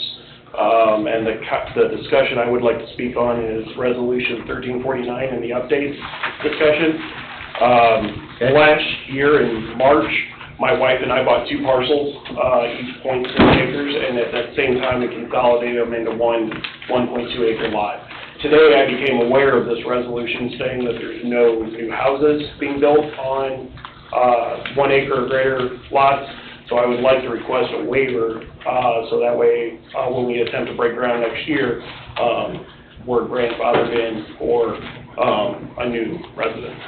Yeah, have you contacted our building department yet? I've spoken to them a couple of times. Okay. They know that I'm interested in, or that was the reason I bought that property, was to build a single-family residence. I don't know that they knew it was over 1 acre. Okay. So when I saw this today, I kind of got a little panicked, because I'm like, well, crap, I just bought this property to build a house, and now they're saying I can't. So I was like, well, let me show up. Yeah, we can grant relief on that on a case-by-case basis. You know, the whole intention of the moratorium was for large-scale developments, and we had to put an acre size on it because of the fact that our resources were dwindling. So I would make it a point to get with, can you get with Jeff, can you get with him? Absolutely. And you guys can discuss the possibility that can be waived to allow you to go through, and I don't even know if your property's been platted yet, or if there's consolidation needed, but get with Mr. Bungie, the town manager, and then we can get moving forward on that possibility. Thank you, I appreciate your time. Thank you, sir. Yep. That you are going to explain to the public about our meeting with IDEM? Yeah, I've got it on the agenda Okay. for later. We've got it on the agenda. Yep. All right. All right. Nobody else for public comment on agenda items? Ms. Sandberg, nobody online, I assume? All right. Public comments now closed on agenda items. We'll move on to the consent agenda. Number 1, minutes, September 3rd, 2024. Number 2, claims, all town funds, $351,771.72. Wastewater operating, $12,626.55. Water utility, $47,582.33. Stormwater, $172.72. And payroll, September 26, 2024, the amount of $277,802.17. You have a motion to approve the consent agenda? I'll make that motion. We have a second? I'll second. Motion made by Ms. Dixon, seconded by Mr. Teal to approve the consent agenda. Any discussion? Yes. First of all, I commend you on the 9 pages of the minutes. And, Lots of discussion lately. yeah, a lot of public comment. And, Dredge America, we've got on the claims, for $188,749.99, pay request number 10. Is that a final payment, or is there still more to come? No, that's the final pay. You approved it at your last meeting. Okay, so we won't see any more? The total amount was $249,750, but we split because we had remaining funds and the ecosystem non-reverting, but they weren't enough to cover the final pay request, so the difference was made up through the ARPA money. Okay. The next question will probably go to Tim. LGS pump, the west side sanitary sewer interceptor, we paid $8,000. What was that for? That was for those manhole markers in the fields that Neil talked about at the utility meeting last 2 weeks ago. Okay. They put markers in along those manholes in the field so that they were located and marked and not ever messed up during the planting season, so. Okay. That's extra. All right, that's the only 2 things that popped up in my observation of the claims. Thank you, Bob. Any other discussion? If not, roll call, please. Robert Carnahan? Yes. Julie Rivera? Yes. Chuck Becker? Yes. Mary Jo Dixon? Yes. Richard Teal? Yes. Nick Recupedo? Yes, motion carries 6-0. Ordinances and resolutions. Resolution number 1359, American Rescue Plan Act, Plan Revision. Mr. Teal, by title, please. Town of Cedar Lake, Lake County, Indiana, Resolution Number 1359, a resolution of the Town Council of the Town of Cedar Lake, Lake County, Indiana, amending the American Rescue Plan Act, Plan, and all matters related thereto. Thank you, sir. Ms. Sandberg, I'm sure you can fill us in on what we were doing here. Yes, as we discussed at your last meeting, and I believe I've mentioned it in prior meetings, we are required to have any remaining ARPA monies obligated, meaning under contract, by December 31st, 2024. So that's this year. A majority of the money went to the Utopia water main project, which was previously approved in Resolution 1314 by the previous town council in 2022. That project finished up, and we still had remaining ARPA monies left over. So to get them off the books before December 31st, because we had the additional overages with the dredge project, as well as we're doing the water main out here, we're kind of just reallocating some of the costs. And then that'll save money, like, say, in the TIF fund, which we had previously obligated to the water main project right out front here. So the proposed action to provide the governmental services would be $2,659,341.83, which was the exact amount spent on the Utopia project. Second project being the Cedar Lake Dredging Stage 2 project, $61,001, and the third project being the Moore Street Water Main Extension project, $267,283.50. And then that will, hopefully, either, I believe it's the next meeting, we anticipate being, pay requests, or perhaps the meeting after for water main. So hopefully we will definitely have this money off of the books, and then we won't have to worry about further federal reporting requirements when it comes to the obligated funds. Very good. Thank you. Okay. Any other discussion on resolution number 1359? If not, do we have a motion? Make a motion to approve 1359. Do we have a second? I'll second it. Motion made by Ms. Rivera, seconded by Mr. Becker to approve resolution number 1359. Any discussion? Roll call, please. Robert Carnahan? Yes. Julie Rivera? Yes. Chuck Becker? Yes. Mary Jo Dixon? Yes. Richard Thiel? Yes. Nick Recupido? Yes, motion carries 6-0. Thank you. Moving on to new business. Number 1, approve recommendation from Board of Safety to promote Todd Conradi to the position of Captain Firefighter Paramedic. This received a vote of 5-0 on September 25th, 2024 from the Board of Safety. Motion to approve. I'll second.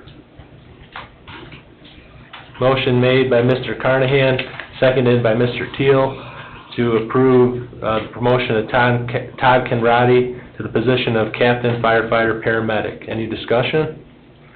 Roll call, please. Robert Carnahan? Yes. Julie Rivera? Yes. Chuck Becker? Yes. Mary Jo Dixon? Yes. Richard Thiel? Yes. Nick Recupido? Yes, motion carries 6-0. Number 2, review recommendation from Board of Safety for Michael Gagliardi to be hired full-time as well as part-time while completing the PERF process. This item received a vote of 5-0, 5 in favor, 0 against, on September 25th, 2024. Make a motion to approve. Mr. President? Oh, Bob, yes. He's in the audience if you guys would like to meet him. Hi. Hi. Just so real quick. Yeah. Sorry, Bob, I just wanted you guys to put a face to the name. That's Yeah. Yeah, I'm Michael Gagliardi, so, Good evening. good to be.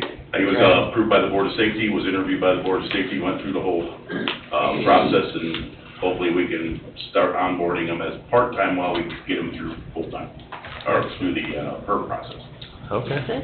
Good deal. Thank you for... Thank you. No. I think we're good. Thank you very much for signing up. Yeah. Welcome. All right, we have a motion by Mr. Carnahan, I'll second. seconded by Mr. Teal, to hire Michael Gagliardi, be hired full-time as well as part-time while completing the PERF process. Any discussion? Roll call, please.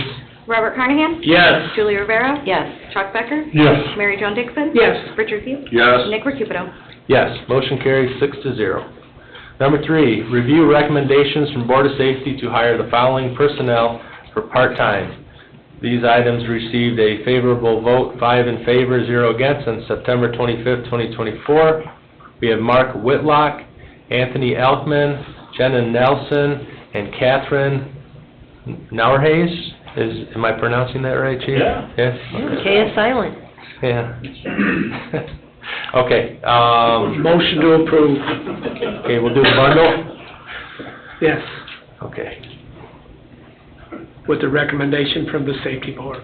All right, thank you, sir. Do we have a second? I'll second. You like Chuck? Chuck wants it. Okay. Motion by Mr. Carnahan, seconded by Mr. Becker to approve the hiring of these 4 part-time personnel. Any discussion? Roll call, please. Robert Carnahan? Yes. Julie Rivera? Yes. Chuck Becker? Yes. Mary Jo Dixon? Yes. Richard Thiel? Yes. Nick Recupido? Yes. Yes, motion carries 6-0. Thank you. Yeah, you're welcome. Excuse me. Number 4, review recommendation from Board of Safety for Stephen Williams to be hired as a volunteer. This item received a favorable vote, 5 in favor, 0 against, on September 25th, 2024. Motion to approve. Second? I'll second it. Motion made by Mr. Carnahan, seconded by Ms. Dixon to approve hiring Stephen Williams as a volunteer. Firefighter, I assume, right? Or is he? Yeah, if you approve him right now, he will start the academy in January. Okay. He's as green as it gets, starting his career. All right, excellent. Thank you, sir. Any discussion? Roll call, please. Robert Cardigan? Yes. Julie Rivera? Yes. Chuck Becker? Yes. Mary Jo Dixon? Yes. Richard Peet? Yes. Nick Recupero? Yes, motion carries 6-0. Mr. President, can I have you for just one more second? Yes, sir. We also have another paramedic that's coming in tomorrow from another community. Please don't mention which community, because he hasn't told his other, his other community bosses that he's coming here, or applying here, which was really good news from another department, 16-year veteran, paramedic firefighter. If we were to hire him, we would only be down one personnel. This could be a lateral transfer, which means he doesn't have to go through the PERC process. He's already in the state PERC program. He wouldn't have to, he's already done the agility CPAT, or agility test of his own department. We could hire him very quickly and get him on the street after his application. But obviously he has to be approved by you. He has to go through the Board of Safety interview process and stuff like that. So by the next council meeting, we could actually have him prepared to hit the road, actually hit the streets. Yeah. So I'm hoping to have the Board of Safety do an interview process with him after we interview him tomorrow. Well, we've helped you out tonight. You did. We made a big. And I'm very pleased that we have all these people coming on board. We made good progress tonight, getting our next full-timer, and hopefully one of those four that's also in the running for full-time that we have applied can get their agility test under their belt, and could be the third paramedic that we're missing. And we could finally fill our staff and have a few extra full-time people, or part-time people to help us supplement. That's why I made all these motions. Yeah, I appreciate it, Mr. Carnahan. Yep, compliment. Thank you for the update, Chief. All righty. We'll move on to town council reports. I'd like to say something if I may. Yes, ma'am. I'd like to inform the public that the town of Cedar Lake did not cancel the Hanover Central Homecoming Parade. That was a school matter, it was a school function, it was not a town event. So I just want to clear that up, that we did not have anything to do with the cancellation of that parade. Thank you. Thank you. All right. Mr. Carnahan? All right, I've got a few things here. Gene Everly Parade of Lights will be Saturday, November 23rd, and I'm just saying that because the applications are available in the chamber office, so you can enter that. And Gene Everly was a well-respected lady here in our community, and the parade was named after her.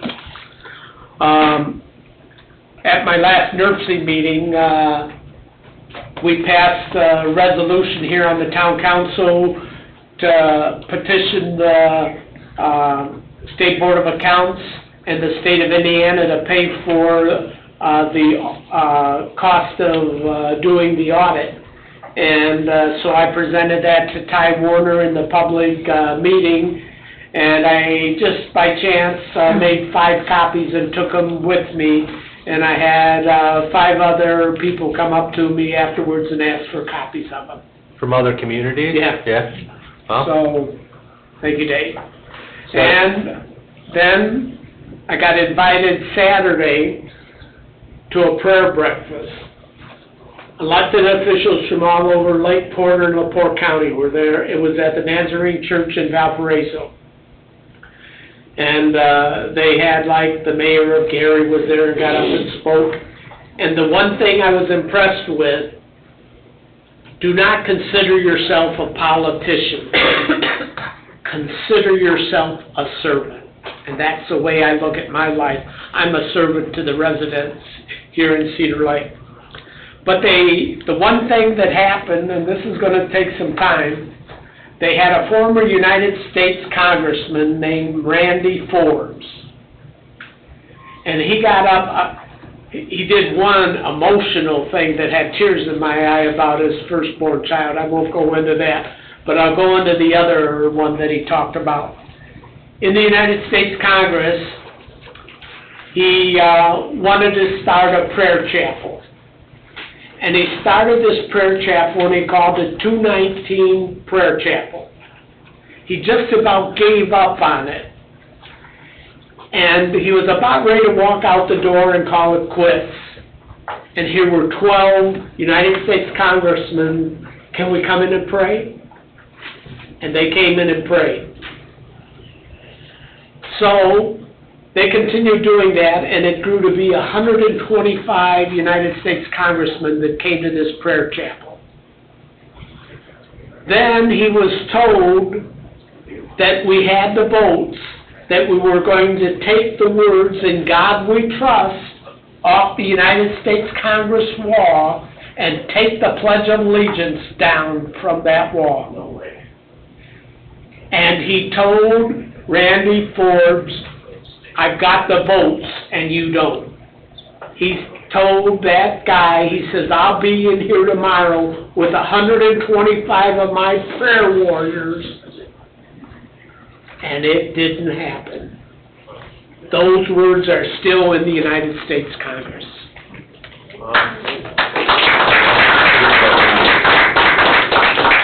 Very, very touching breakfast to be at. And there were elected officials from all over Northwest Indiana. And I am thankful that Susie Barnhart, who kind of ran the thing, this is my second year going to it. Wonderful. Thank you. Thank you, Bob. Thank you, Bob. Do you have anything?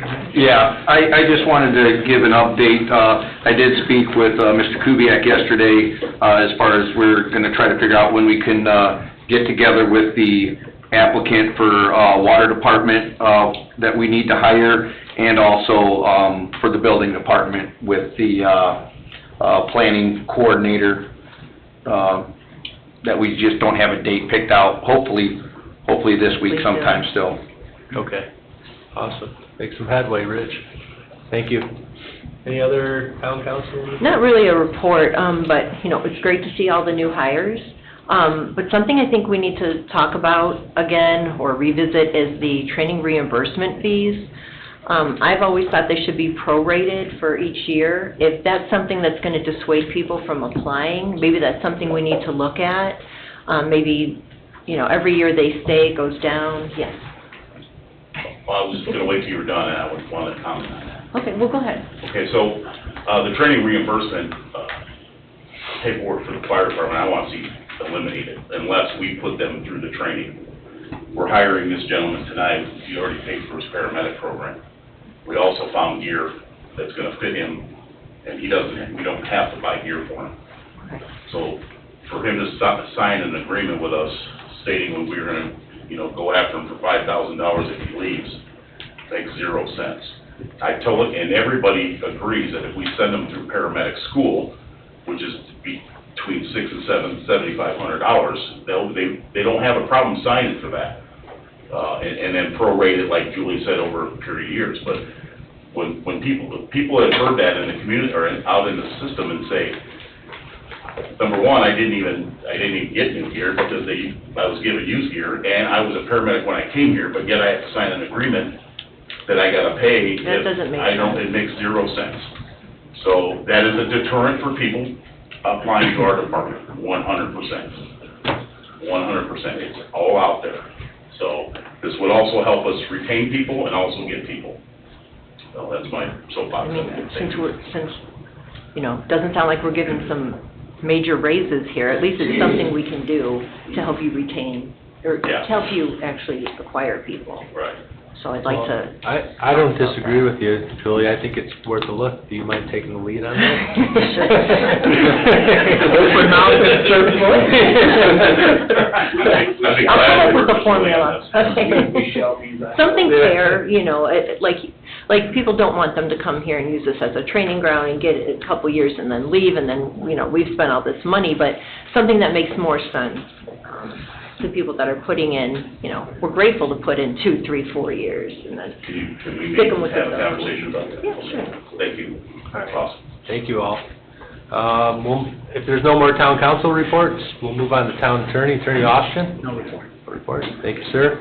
Clerk treasurer, Ms. Sandberg? Nothing further at this time. Thank you, ma'am. Town manager, Mr. Bungie? The only thing that I wanted to bring up is, this was a concern or that Mrs. Dixon brought up with the AIM organization, which is Accelerate Indiana Municipalities. They have a couple of seminars, webinars, training sessions available, and a couple dates. With our executive meeting before, we talked about the AIM Summit, which is going to be next week, Tuesday through Thursday in Fort Wayne. Jennifer, myself, and I believe Mary Jo, you're not going? No. Oh, It's budget season. You've got things to do in yeah, the we did have that talk. So, we'll have to go to that and come back with a lot of good information to share. There were a couple of other, there's a AIM Roundtable dinner coming up, November 6th in Cherville. That was something, else we did, first part of the year. January. We went in January to Cherville. Anyway. And I would like to see the Plan Commission maybe not have a meeting that night, because I can't go to that, and that's a very beneficial meeting to be at. Or you can miss the Plan Commission meeting. I don't like missing meetings. And then the other thing, there was a webinar that's going to be offered December 12th on water loss audits. So that might be something that, since we rely on Sue for those numbers, certainly wouldn't be a bad thing for us to be a little more up to date and in tune with how those work. What's the date on that, Jeff? That was December 12th. December 12th? All right, thank you. December 12th for the water loss audit webinar. Okay. Another thing I'd like you to talk about is you and Kirsten went to a grant writing class, and you made a connection with Purdue. Yes, it was a Purdue Extension program. It was also partially put on by an organization called Tic Tac, which is a regional program for the Great Lakes with a number of grant writing opportunities, and it was a great experience. We hope to bring back some useful information and work on digging up some funds for us around here. And they're going to point you in the direction of some of the places where you can get those funds too. Kirsten told me today. Yeah, we got 3 pages of a very detailed documentation that shows some really great opportunities and where to start. Good news. Thank you. Okay. Thank you, Jeff. All right. All right. All right, thanks, folks. Director of Operations, Mr. Kubiak. Like we discussed at the last meeting, we did finally get a mechanic on board. He started a week ago Monday. He's gotten quite a few things at Public Works fixed already. I talked to Carl today and Todd, but we're going to hopefully at the middle of October start getting the police cars in there to start getting oil change rotations going, and then I told if Todd or the fire need to get oil changes or whatever, but we're hoping to get until like maybe the 1st of November to get them guys started in there and kind of get, so he doesn't get too overwhelmed too quickly, but he's doing good so far, and it's good to finally have that spot. We've been talking about it for quite a long time, and it's good to finally have somebody in there doing it, so it seems to be, like I said, he's fixed quite a few things already in the short time he's been there, but seems to be working out well, so. That's good, because we had quite a few oil changes on the claims today. We had a lot of broken stuff down there, so yeah, well, we should be able to hopefully get a good momentum going here before the end of the year and going in the right direction, so. Did we figure with the budget on like extra supplies, oil, filters, all the stuff that we were hiring out before that we can do in-house now? I mean, was that taken into account, that now we're gonna have purchases made by the town? Well, you technically already had it in your budget because we previously had a mechanic, and it's not like when we went the period without a mechanic, we didn't drop anybody's supply line item. Okay. What you'll probably see, hopefully, if things continue working out, is less outsourced expenses. Now, with that said, you probably, you know, for say fire department, because they have much larger equipment, that sometimes you have no choice, you have to send it out to J&M or, you know, Legacy or whoever. But, you know, whereas like all the little $70, $80, $100 for James in town to do oil changes or what have you, hopefully we'll no longer see those expenses. They'll be cut in half and it'll be back under maintenance supplies, because, you know, the departments have vehicle maintenance supply line items to get them through. Okay, excellent. Thank you, Jennifer. Anything else, Mr. Kubiak? No, nothing, but I know that, you know, the police in the past, like, bought their own barrel of oil and kind of kept it down there, and that's kind of how they, you know what I mean, so that should be already kind of accounted. But it should, like she said, I think it'll make a huge difference in the amount that we're paying out for labor. Yeah. And you can get stuff done immediately, hopefully, too, because you have somebody in-house. You don't have to wait for scheduling with an outside. Right, and we're hoping to kind of have some sort of a rotation and kind of get stuff, you know, where there can be a regular maintenance kind of deal instead of just waiting until stuff breaks to fix it, so. And the barrel of oil, is that the same, all the police cars all use the same grade? Yeah. Okay. All right. If not, we just mix a little stuff in there. It does now, Bob. Sure. Thank you, Tim. Police Department, Chief Brittingham? I have no reports. Okay, all right. Actually, we do it, maybe it could be a quick topic of discussion. Chuck I watched the last meeting when I was out of town. When I came back, I watched it. There was discussion over those Durango SUVs. It was either that or Board of Safety and some of the issues they were having.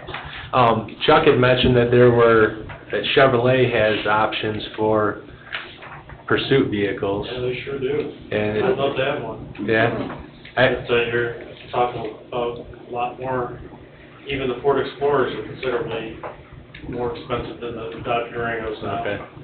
Oh, the Silverado, seems to be seeing a name. Sorry? The Silverado, they have a Silverado now? Yeah. That was what? It was probably under 50? 48. Or like 48,000? For a pickup truck? Yeah. Oh, yeah, that's a truck. Yeah, 52 for the, we got some For the Tahoe, yeah. we got some through AIM. AIM. We got some through AIM, that's just why I wanted to bring it to your attention. I don't know if everybody got it, but. So the Durango, the bottom line is the Durango is the cheapest police SUV on the market. In addition to the fact that it's not built down to be cheap like the Ford Explorers are for police. Every vehicle's had its issues. We had just as many expensive issues with the Ford Explorers, with $3,000 water pumps and $7,800 motors that were blown up because of the water pumps and timing chips.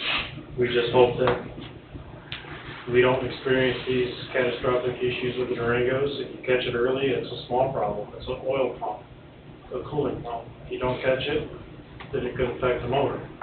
The cost isn't the issue. Dodge is covering it. It's the downtime that's the issue. Yeah. And hopefully, in 2024, with the 4 new Durangos we have, we won't see that issue at all because it's allegedly been resolved. So it's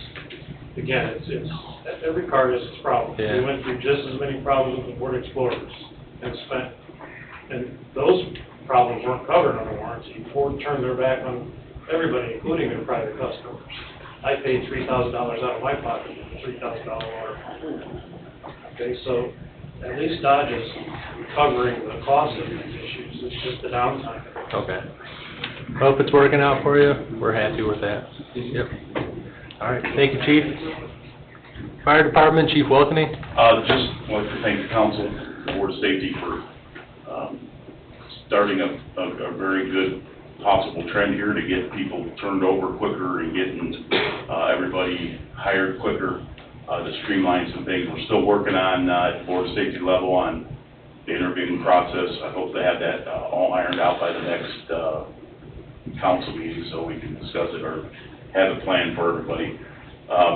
And I don't even want to say this out loud, but right now. Then don't. Right now, echo. All the ambulances and the apparatus are all running and everything. Oh, boy. Supposedly fine, I'm not gonna do it, so. But, we got everything back in service and everything's been, doing well. We have, been running a lot of calls, so, the staffing is gonna definitely help. Okay. Sooner the better. Well, you're welcome. Thank you. Thank you for being patient with us for whatever that means, what it's worth. Anything else to report? I don't. All right, thank you, Can't sir. remember if I do or not. Parks Department, Ms. Ray? Hello? Hi, I actually have things to report tonight All right. for you. The department's been really busy with a lot of projects and a lot of spaces. They're identified and noticeable from my report to the council. But one of the major ones that is currently on the burner with us, with a lot of fire under it, is our Meyer Manor basketball courts are going to be replaced here soon. We have been able to identify this as a 2024 fall project, just squeezing it in at the last minute with due to the help of Smith Ready Mix in town, who is willing to donate the concrete for the project. So we love the collaborative efforts and the ability to, bring a safer court to that neighborhood and to the park system. So that was exciting to get that project off the ground and launched. So And you're gonna put some benches and stuff in there? yeah, so 2024 will be the court and new hoops. And then in the spring, we're identifying a welcome sign, benches, a memorial tree that's been pledged. And some new trash cans in that area. So not only just courts, and then the spring will also be the surfacing of the court with the sport coating. So something that court had never seen besides stripes before. So we're excited to bring that forward, and I wanted to let you know about it. Another thing is that we're busy working on the trunk or treat event that's coming up for the department. This is the first time that the Parks Department is 100% running with the trunk or treat. We've added a costume contest element this year, with the costume contest starting at 11:30, and we've also offered a vendor contest for those vendors, for the most original vendors, to decorate their trunks. So the event is happening October 26th, which is a Saturday, starting at 11:30. We're still looking for vendors, so please reach out to the office. We'll make you a spot. We've got some great people showing up already, but if you're thinking, oh, this is just going to be a couple of bags of candy in an afternoon, we'd love to have you or your organization that you're involved with out there. It's a good hands-on opportunity with the community, forward-facing. And we're also accepting, if you can't be out there, we're accepting donations of candy. So those can just be dropped off at the park office. And we're full-fledged, 100% running with Taylor Ice Festival planning, which is our two-day community event that happens in December 6th and 7th this year. So we welcomed the Chamber of Commerce into our last committee meeting, and we're glad to have Diane sitting in with us and having some extra involvement from the Chamber of Commerce and helping move things forward for the committee. So just some things that we're getting busy working on, and I wanted to let you guys know about it. Thank you, ma'am. All right. We'll move on to written communication. Ms. Sandberg, do you have anything? I have not received anything. Jeff? No. Nothing for all right.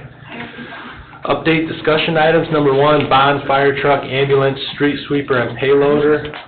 Huh? There it is, street sweeper. It's there, just like you know, it was there. So okay, I know we talked about this Taking it off. at length. Well, you don't have to completely take it off, but I think this item might be able to be taken off the agenda.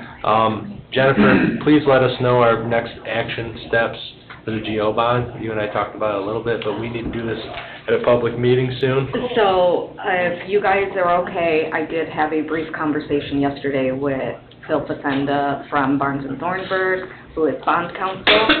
He is working on a calendar for you guys if you wish to move forward with the GO bond and get that all taken care of before the end of this year. But it would require a special meeting that first week of November.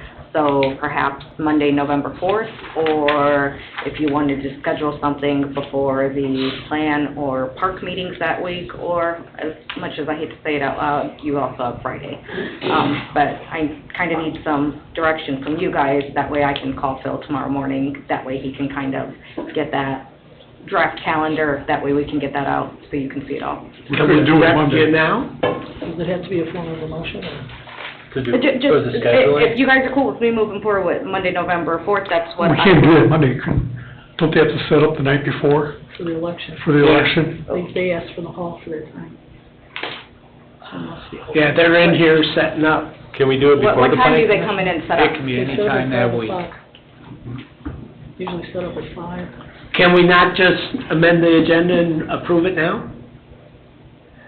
Well, Phil's working on a calendar for you, that way everything is Oh. spelled out for you guys, because if you want to issue a general obligation bond before the end of this year, you have to follow the calendar. And Anything before the planning? the way he made it sound is that was a pretty significant week, that some action would need to occur, but we don't have a meeting because of the election on, So if we did it the first Wednesday, there's nothing prior to the planning commission, correct?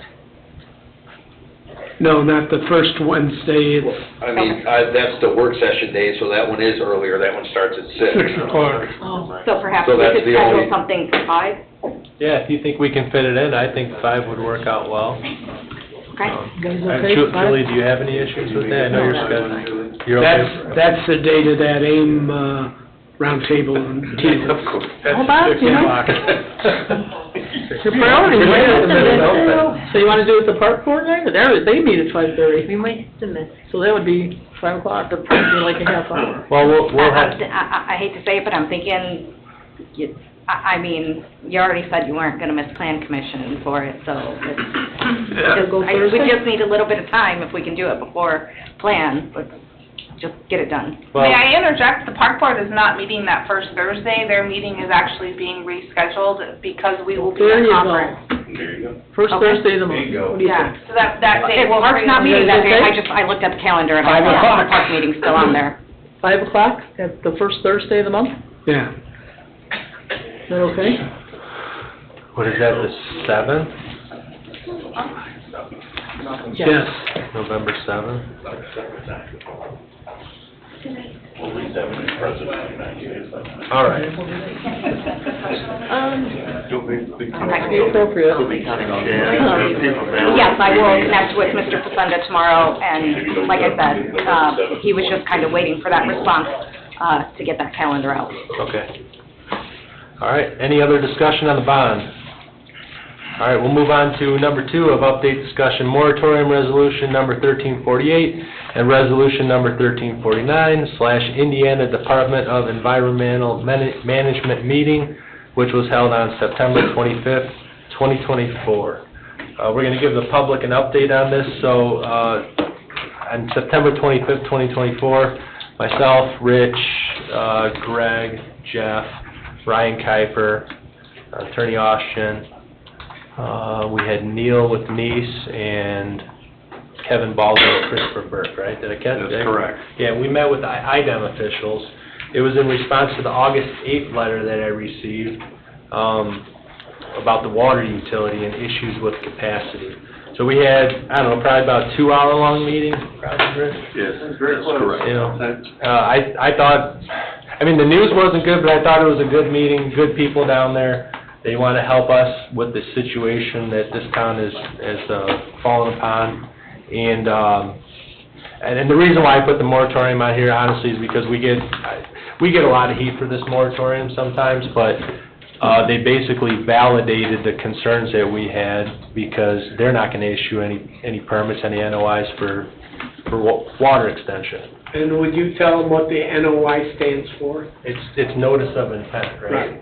And that's basically a permitting process for extension of water.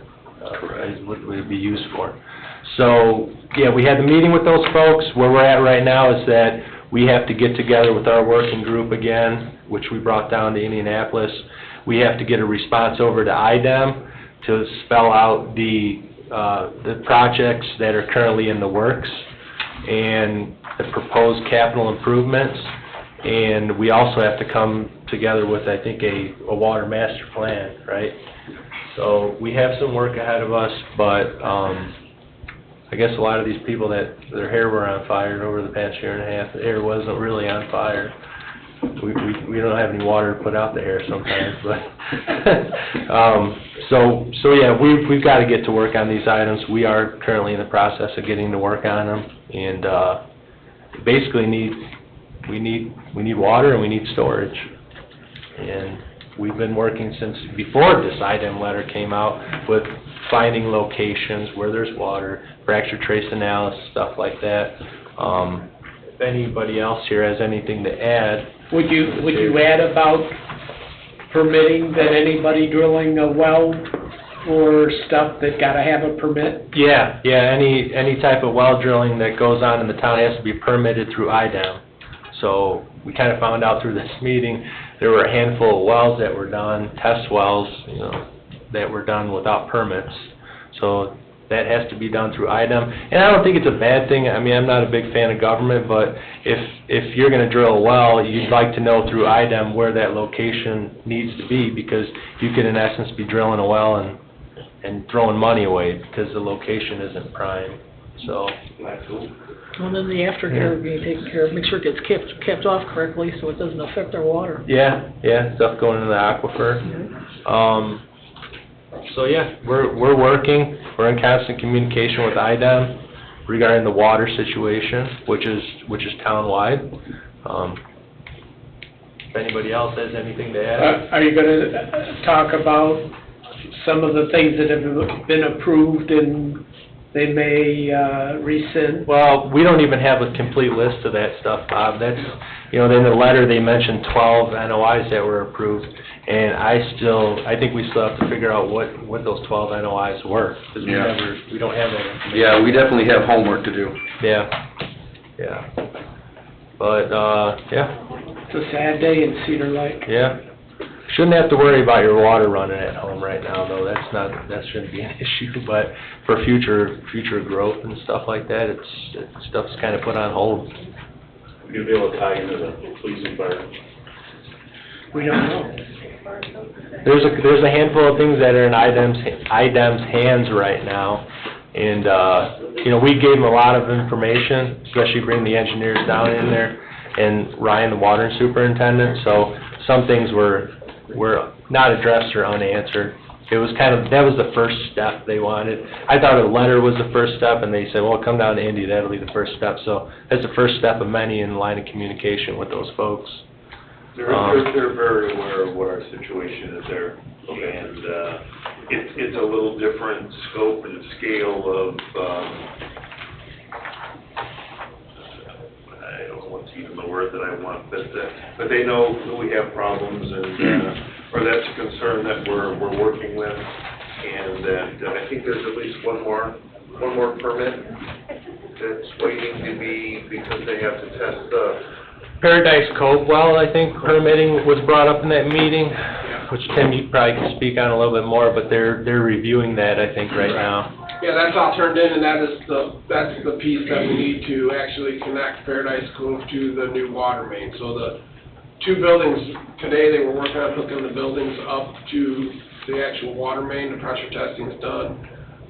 So they'll be able to commence with that exterior concrete and the rest of the outside of the buildings while we're waiting for that permit. The line is literally 40 feet away from being hooked up to the well. There has to be some chemical injection put into the new pump house, which needs to be permitted, and also that actual hookup from the water to the pipe needs to be permitted. So that will allow the water to actually come from the Paradise Cove wells to the fire and police station.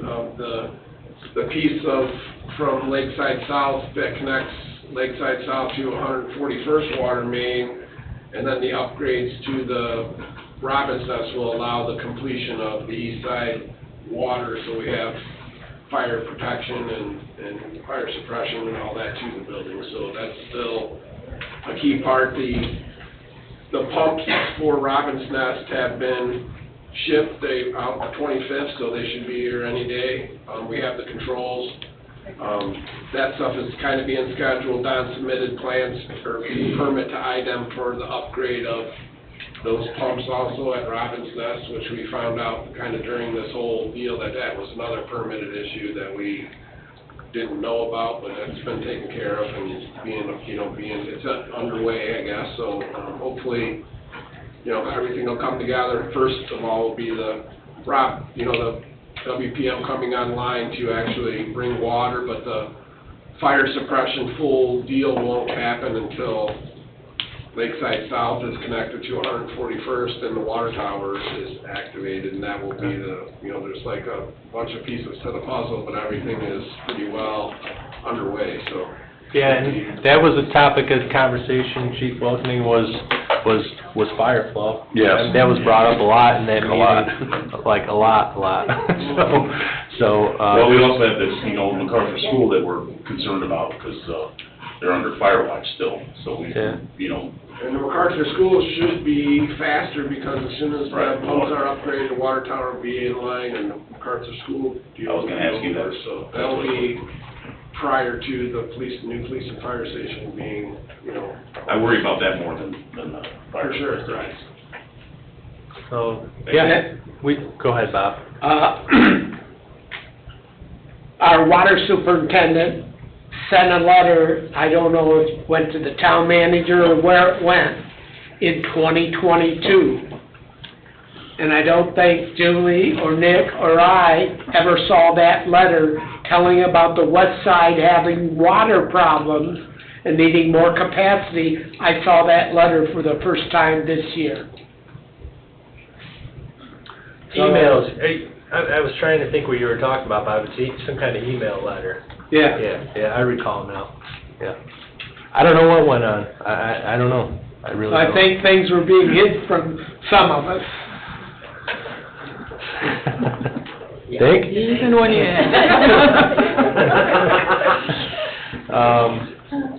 Attorney Austin, do you have anything to add to this? You were there in attendance as well. Yeah, thank you. It was an incredibly professional meeting in Indianapolis. The IDEM folks were really prepared to talk with us on a really high level. They've been here, they studied the ground, they studied the location, they studied the details of what our situation for the last 5 years has been with development activity on the west side. We couldn't have asked for a better meeting, to be honest, and it gave a really solid foundation for what we need to do, gave us a direction to go. It's going to take some time, patience is going to be needed. There's a lot of technical work and reporting work, and everybody's going to fit that in on top of what they're already doing. So, but we have your directions to proceed, and we're going to. Yes, sir. It was a good meeting down there. Yeah. As meetings go. Yeah. I was a little nervous going into it, but... Going to the principal's office. Yeah. The first IDEM meeting will always do that too. Yeah. All right. Any other discussion on this item? All right. Thank you. We'll move on to public comment for the town council. You do have one hand raised. You got any questions for us about this? We'll let him go and then we'll push. Yes, Jerry sir. Connor, 10330 Paramount Way here in Cedar Lake. Last few weeks, a month and a half ago or so, we had an instance where a person submitted an application for a volunteer position with the fire department, and it went nowhere. Did the town council do any investigation to find out where the failure was of it? And if so, what did you find? And what action are you taking to make sure an incident like that doesn't happen again? When did this happen? A couple months ago. No, it was actually, I asked about that, and remember when, I couldn't hear what you were saying. during the Board of Safety meeting, when you came up and said, The applicant. you gave it in March, when I asked him, he said it was actually in 23. Yeah, This year. 23, yeah. It wasn't this year. It was in November, yeah. Okay, so, So that's- it wasn't as long as it came out? No. The delay wasn't as long as it came out? Because he went elsewhere, correct? Yes, he did. Because what ended up happening is that he applied in 2023 in November, we had a hold on all hiring. Okay. So he missed the academy in January. So then he went to a different department. He was- Okay, all right. He's not happy, so we're streamlining that right now, and yeah, Councilman Becker did bring that up at the Board of Safety, in a Board of Safety discussion, and hopefully that's never gonna happen again. I think we got that ironed out. Okay, all right, there's a resident that was just concerned, but thank you for the hires tonight, I appreciate it. You're welcome. Thank you, Mr. Connor. Next up. Are we doing the online, like you said, first, or no? We'll let Mr. Michaelajczak go. Yes, ma'am. Angie Michaelajczak, 12806 Lee Court. It's kind of silly, but I know Mr. Carnahan mentioned the Parade of Lights on November 23rd, is that correct? Yes. And with the issue with the street sweeper, I was just going to suggest, I don't know who's in charge of that parade, that if maybe some volunteers... Diane Justice is... Okay. I was thinking maybe if the police department could give some... She coordinates, she's not in charge, she coordinates everything Okay. down there. I always notice when there's a parade, right immediately, the traffic behind it starts coming. If there was a little time allotted, maybe somebody could follow the parade to pick up the leftover candy or whatnot. We do not have a street sweeper for the 4th of July. Yes, Put a shout out and ask everyone to clean up. yes, The only spot that wasn't cleaned up was a 6-foot spot. yes. So I think if we share with our residents, they will be happy Yeah, to well, I know the assist us. intersection over here, by Luke gas station, that intersection was pretty bad. That was the spot, that was the only spot. That was the only spot. That's a long Okay, well, parade. it's just a suggestion, I thought Nope, maybe we appreciate it. if somebody could, I don't Get out mind there and picking pick up, up I that don't mind candy, helping, Angie. but I don't know if I could walk all, I need a golf cart. Thank you. Thank you, ma'am. We've got somebody online. We still got people coming up. Okay. Yeah. We'll hold the online individual till the end then. Okay. Okay? If we can. Is that okay? It's completely up to you. Okay. Sir, and please come on up. My name is Mark Picaro from Sunset Harbor Condo Association, 13300 Lakeshore Drive. And I know this request kind of pales in comparison to some of the needs of the police and the fire department. But I just wanted to circle back and see if there was any decision made on putting up a guardrail. I'm not aware of a decision made, but Tim, last meeting I was at, we were looking at the proposals, and I think the fire department was involved in this too, if I'm not mistaken. So I don't know, do you gentlemen have an We're currently update? working on trying to identify some money for this year. I mean, Bob's been working on a plan. Yeah, I talked to Jennifer, tonight, before we got started, and she has about $15,000 that she can take out of the building fund for the absence of our planning director, correct?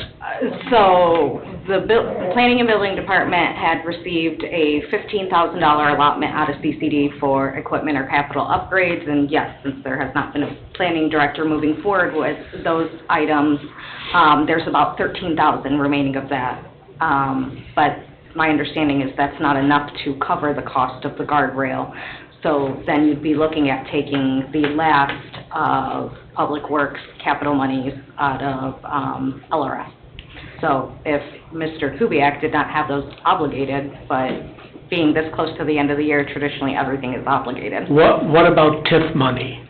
Can we use that's in the TIF district? It is in the TIF district. It is in the TIF district. And you may use it. Okay. What about anything safety funds? Like any kind of safety funds, for safety improvements? Local road and streets, when it comes to that stuff. But as Dave just indicated, that we could use TIF money, and there's probably money there to do that, right? Yes, you have a healthy TIF balance. So maybe we can proceed. Well, can we make sure that plan works for everybody and come up with Yeah, something? we went over the plan with Nick. I mean, these guys wanted to kind of try to make it go a little bit further to the direction that is work. I don't even know, but I guess we call it west, a little further towards the sandbar. But I think any further towards the sandbar would kind of Affect the fire department, which Nick Mulder indicated. There's a wire over there that goes to the sandbar that actually needs to be raised up just on the account that it's pretty, I mean, I guess a cable line isn't gonna slow these guys down, but it all of a sudden it's pretty low when we were out there looking, but, Yeah, we'll cut a cable line, I'm not with you. I think that's a that proposal that we had is probably gonna be about the most that they wanna lose for That's access. terrific, and I think we can live with that if that's what we have. Okay. So, I mean, we're definitely trying to get funding, so I think that, you know, it sounds like we at least got something, so we're better off than we were the last time, I mean, we were talking about it, so. For TIF funds to be used for that, then would we have to do that in the form of a motion? Or how would that work then? Well, when you, I would assume that Mr. Kubiak would give you an updated proposal, you'd have that on your agenda, you'd approve to move forward with the guardrail, and just specify that you wish to utilize TIF funds to pay for that guardrail. Can we get something set up for the next meeting, Tim? Yeah, absolutely, we have, I have the proposal, I mean, we have, Jen has it, we have it, so. Okay. Is it more than 30 days at this point, or by the October 15th meeting? Just confirm with the Right, contractor that's that that quote is still good if it's more than 30 days. Sure, okay. Yeah, we can redo it and make sure we get it to you. Yeah, so. yeah. Hopefully by next meeting, we'll have something really rolling on this. We'll be here. Thank you very much Thank for you, your sir. time. I thank my team for working with me on Thank that. you all for Yeah, you're welcome. Thank you for coming. Team Carnahan. I love it. Go TC with that round. The individual that's online, Jennifer, do you want to get them, please?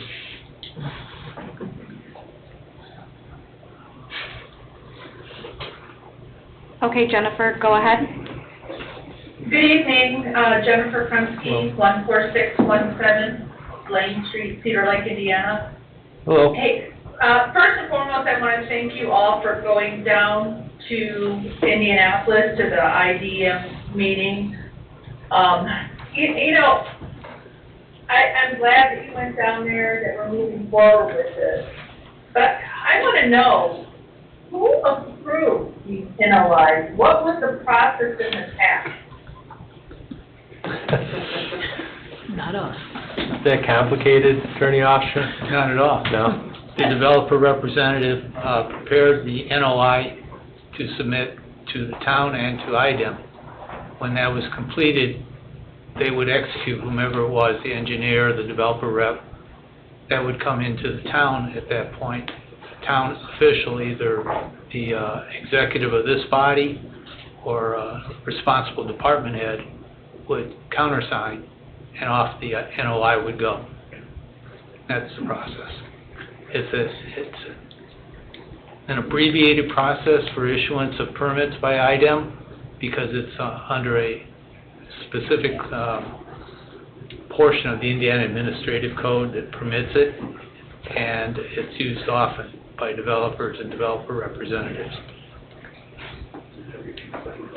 Who was our developer representative, say the last 6 months before this new town council? My concern is, going forward, if that's the policy according to our attorney, you know, who was so negligent in signing off on all this, knowing that we had these water issues? Who is responsible? I don't need the legalese. Who was that person? Who in good faith would have approved that? That's complicated.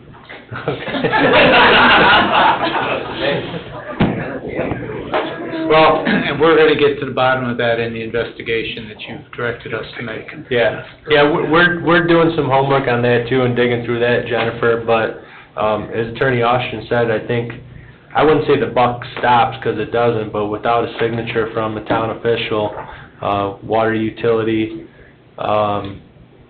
superintendent, or utility board president, they don't proceed, correct? Correct. And we actually had a couple this year we've been holding because of our suspicions on the status of our water utility, so, but as Attorney Austin said, yeah, I think it's kind of complicated. I think some things changed this year for the better as far as how this is working. It doesn't mean that it can't get better yet, but still trying to figure out what was going on here the past couple of years. And I appreciate all of that, but, you know, at the end of the day, as a resident, my well goes dry. And it is tied, you know, DNR and Mark Bash, people on Indianapolis could point that is to the growth, you know, or rapid growth in Cedar Lake. And I can't get water. I want to know who that person is. Who signed off, knowing it, and did not heed the warnings of the town. Because there's going to be more people. I know we need to be patient in this process, but we're in a drought here. And we can be patient all we want. We can put the plan together as to how you're going to put together containment, you know, systems for water. But all, you know, we might not still have the water. That's true. I'm sorry. We can't meet the needs right now, barely, of the current residents as it is. So if you don't rescind some of these building permits and the growth that, you know, the permitted, I guess, future growth, and you don't rescind that, you know, I mean, where's your responsibility to the town there? Well, you talk about Mark, Bosch? Yes, with the, yeah. Yeah, and I had a phone call with him, a couple of them last year, because I feel like, we need to be looking out for not just the water utility, but the domestic well, owners, like 70% or 65% of the town is. And, you know, he stated kind of the same thing. He said, there could be some liability there if domestic wells run dry on account of the greater production town wells. How that gets proven, I don't know, though. I just don't know. I don't have an answer to that. But you start to notice a fact pattern, and you start to wonder. Right. Well, I mean, I appreciate it. I'm concerned when you start pumping the water from, and I forget what we call the well over by the lighthouse. What well is that called? Paradise Cove. Yeah. I mean, it's going to be really interesting to see what happens to all of us on that side of the lake. Yeah, there's a lot of moving parts, and as Attorney Austin said, we're still peeling back layers, and we're in the discovery phase. So peeling back layers, does that mean that there could possibly be some sort of a legal action towards the individuals that granted or approved the NOI, knowing the IDM warnings and concerns? Potentially. Well, thank you. All right, thank you, ma'am. You guys have a good evening. You too. As well. Thank you. All right, public comment? Yes, ma'am. Along the same line as Jennifer, Cheryl Parker, 77, West 136th Court. She asked about the last 6 months. According to the item letter that the town received, it says there were 12 NOIs that were submitted since 2020. Well, that's 4 years prior to when the moratorium went into effect January or February of 2024.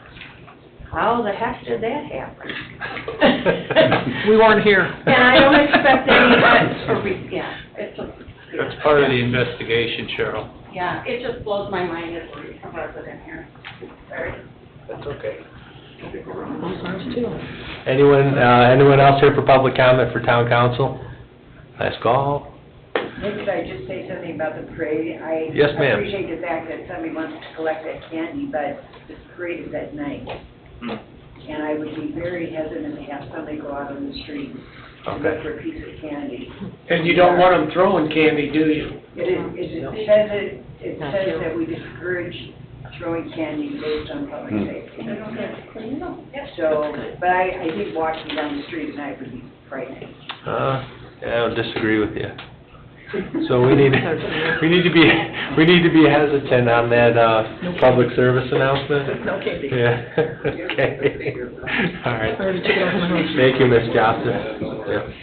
All right. Next meeting is Tuesday, October 15, 2024, at 7 p.m.